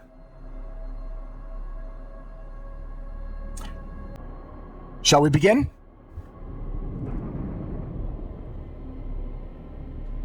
Let's begin.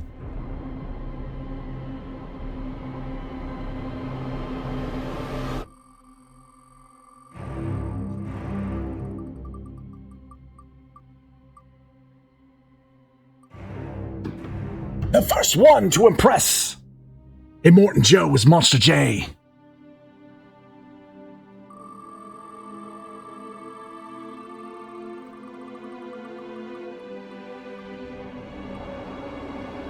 May you be Chrome, Eric Walker.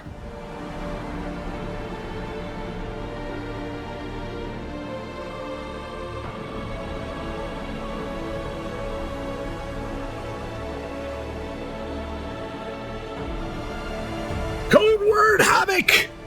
Your sacrifice is not in vain. We will open the gates.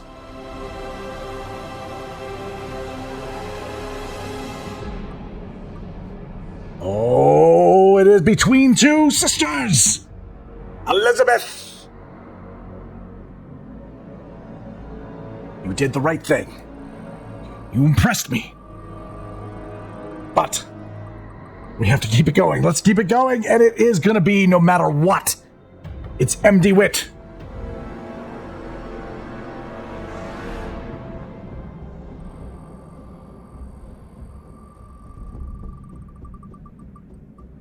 War boys and war girls.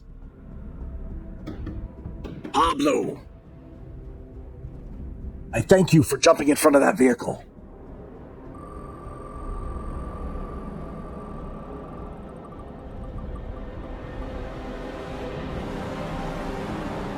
Ace Hardcore. Make sure not to take your blood bag with you.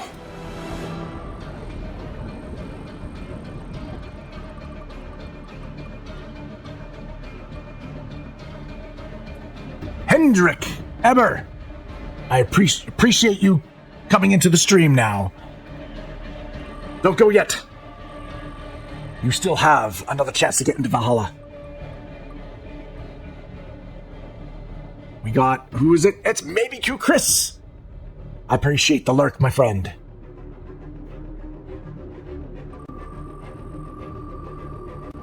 Dead as a kangaroo. Are there kangaroos in the world of Mad Max? Does it take place in Australia? Shout out to High Res. High Res, we role-played yesterday. If you missed it, we did a Pathfinder game where High Res actually healed me in the game, and we had a moment. But his moment is gone. As we must spin the wheel. The Wheel of Doom. Is it time? It's time for me to say thank you for your sacrifice.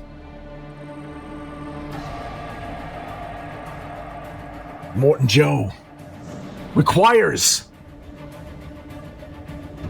yes, servitude from Renzo Scriber.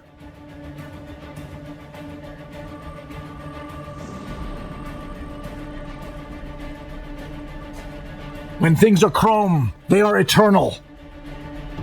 Stephanie Thompson. And therefore, I am eternally grateful.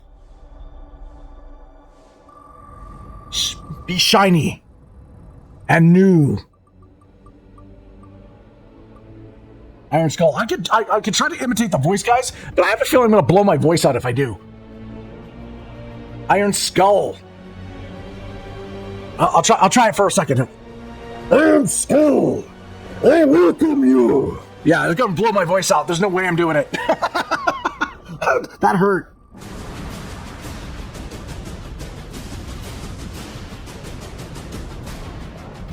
Bring the mother's milk, Stephanie.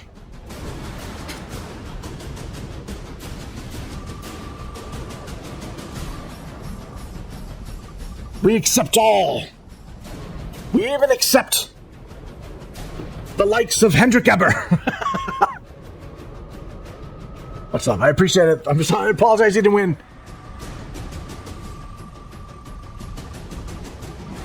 And we have... Oh gosh, it's going to be Stephanie or Elizabeth. It is Stephanie. Boy, all right. We appreciate you nonetheless. War boys! To the cars! Oh, no. This is like a tradition. Stephanie always seems to get a double whammy, no matter how much the deck is shuffled. Why? Again, the gas. The gas! Put your foot on the gas, not the brake. Elizabeth hit the brake and perished.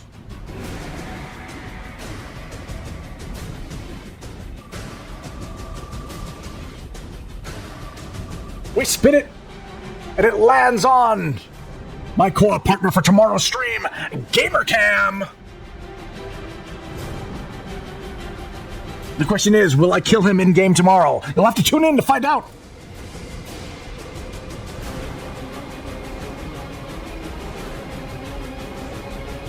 MD Wit. MD Wit decided to stop short.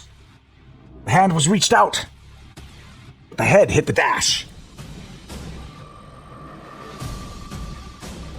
All right, there's a problem with the engine. We need somebody to come take a look at it. Two bananas came and stuck something in the tailpipe. He met a demise. Or she, I don't know. I think two bananas is probably a guy. It's just a hunch. Rachel Dally Lug. I'm assuming you're a girl. Well, she died of starvation. No more bananas. All right, here we go.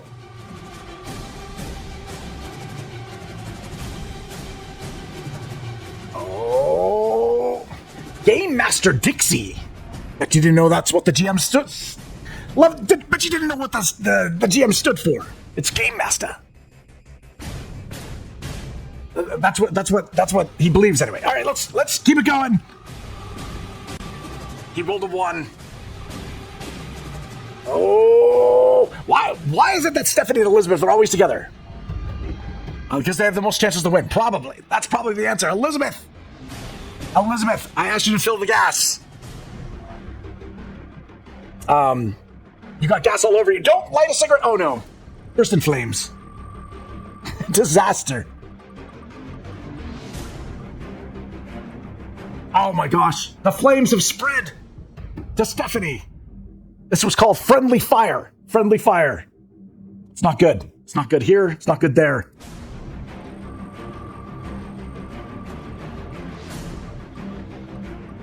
We try to have some fun with this at the end of each stream, right? Lids and Jaw Paranormal.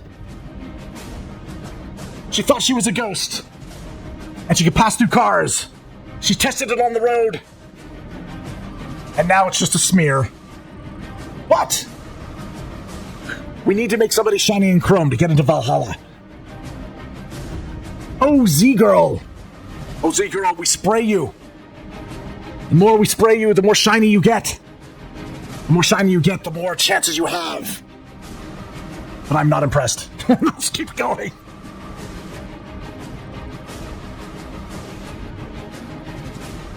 Oh, GM Dixie. GM Dixie. All right, GM Dixie, I'll do a little plug for you. Every other Tuesday, guys, we're going to be playing some Pathfinder. Join us on an adventure, a 2-hour adventure. Each and every time, we have a new system, a new format, new graphics, new storytelling. It's all new.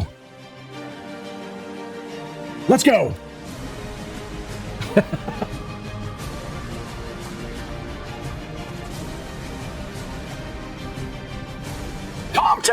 Comtech. We need to have him taking a look at the engine. He got his hands caught. And then somebody pulled the... Oh no, it's a mess. It's a bloody mess. Oh no. All nude, that's right. We play naked.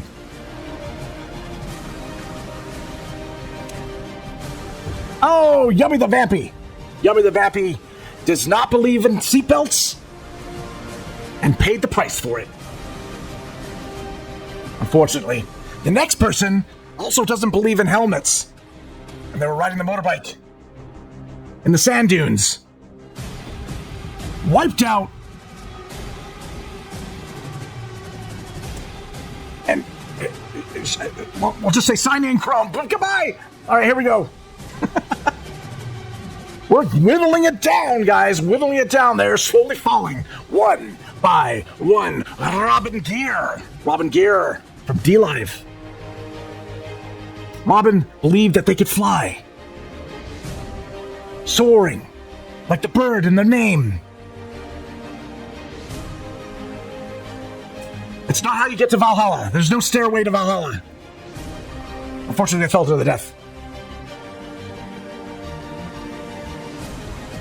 Eternal. In the Wasteland. Elizabeth. Sand is everywhere, I know. It sucks. You get sand in between your toes. It burns. You get sores. The sores get infected. You start developing a fever. I know. Valhalla was not meant for you. But maybe. We'll see. Oh, God. Okay, so Elizabeth is pulling a Stephanie here. What? A double whammy. My goodness. Elizabeth, that was your right foot. This is your left foot. We keep it going. Oh, is it Pablo or Stephanie? It is Stephanie. Stephanie. Oh my gosh. Stephanie still has another life, I believe. She's not out yet. But you must live your life to the fullest. It only takes one chance to win. But you never know. Oh! Elizabeth, no. Elizabeth has, what, 1, 2, 3, 4 chances right now. She's got now 3. I can count. That's why I do well in the Wasteland. Oh! Stephanie, man, it was not meant to be. I'm so sorry. Oh. I'm always like the bringer of bad news. But it's good news for everyone else, I guess. Elizabeth. Unfortunately, you gotta watch your head. You can always bump it and get a wound. And those wounds turn into infections and all that. Oh no! Another double whammy. What is going on here? Holy crap, Elizabeth! I'm so sorry. I think you have 1 chance left. All right, guys. We're down to 11 entries left. Let's go. Oh, no, God. We have a triple, guys. A triple in the game. Elizabeth, I'm so sorry. It's unlucky. Unlucky today. But maybe... Elizabeth, did you buy a scratch lottery ticket? Maybe you used up all your luck. I'm not sure. Ah. All right. Final 10. Final 10 on the wheel. And let me look. It looks like everybody has an equal chance to win. Oh, no. Comtech has 2 chances. He's got the edge on everyone. All right. Everybody on the warship. Let's go. Let's go. First one. I want you to explode. Impress me. Maybe Chris says, I'll do it. Shiny and chrome. Boom. He blew up gloriously, but... He did. He missed his. I don't know. I wanted an aerial salto or something like that. I was not impressed. All right, next up, who's gonna jump off this thing and explode? Grandmaster Dixie says, "I'll do it." Yeehaw! Boom! Oh wow! And he was wearing cowboy boots, and he blew into pieces. See what I did there? Huh? His wife is named Pieces. He's gone. No more. Oh, Comtech, you thought you had the edge, did you? Oh, somebody came from behind Comtech and hit him with a crowbar. Wow. Next up, who's getting eliminated from the wheel? It's about somebody. It's only a bit corrupt. He was the one that used the crowbar to take out Comtech. The rest of the war boys jump him. I am not impressed. The corruption in this is, well, it's a little bit wrong. All right, let's go. We have 6 entries left on the wheel. Comtech, no, he sat up. Going, what happened? The trauma. He will never be the same. Valhalla only accepts shiny and chrome, and you are not. 5 names on the wheel. We have Muppet Mike, Pablo Escobar, It's About Me, MD Wit, and Spider-Man's wifey, who was last. That was last week's winner.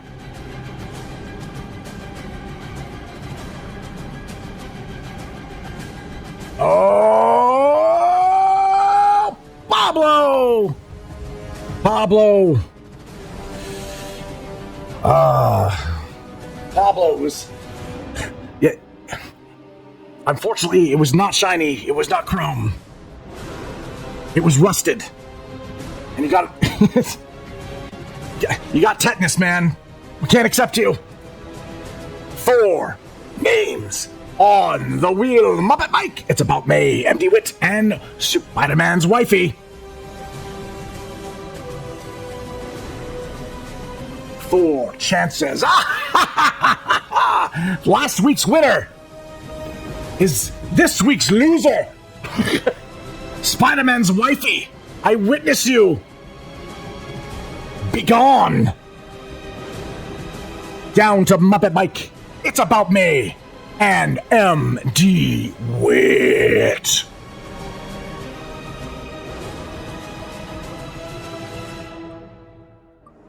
Oh, Muppet Mike. You Muppet. It was not you. Let's spin it. We have one possible winner, and it's going to be... Oh my gosh! I think for our first time on the channel. Oh, MD was so close. So close. Then the sad music plays. It's about me. It's supposed to be happy music. It's about me. Congratulations. You have won a drawing from the ELFSAR. I will send her a contact info immediately, let her know the news. And yes, congratulations. It's about me, people. I think that's what the PPL is. It's about me, people.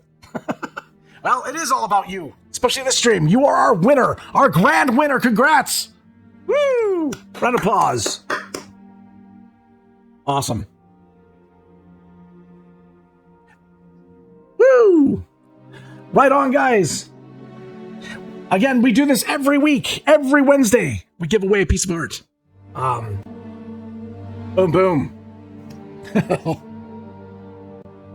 Congratulations. I want to thank you guys for your time. I want to thank you guys for your patronage. I want to thank you guys for hanging with me over through these art streams. I do post these up again on YouTube.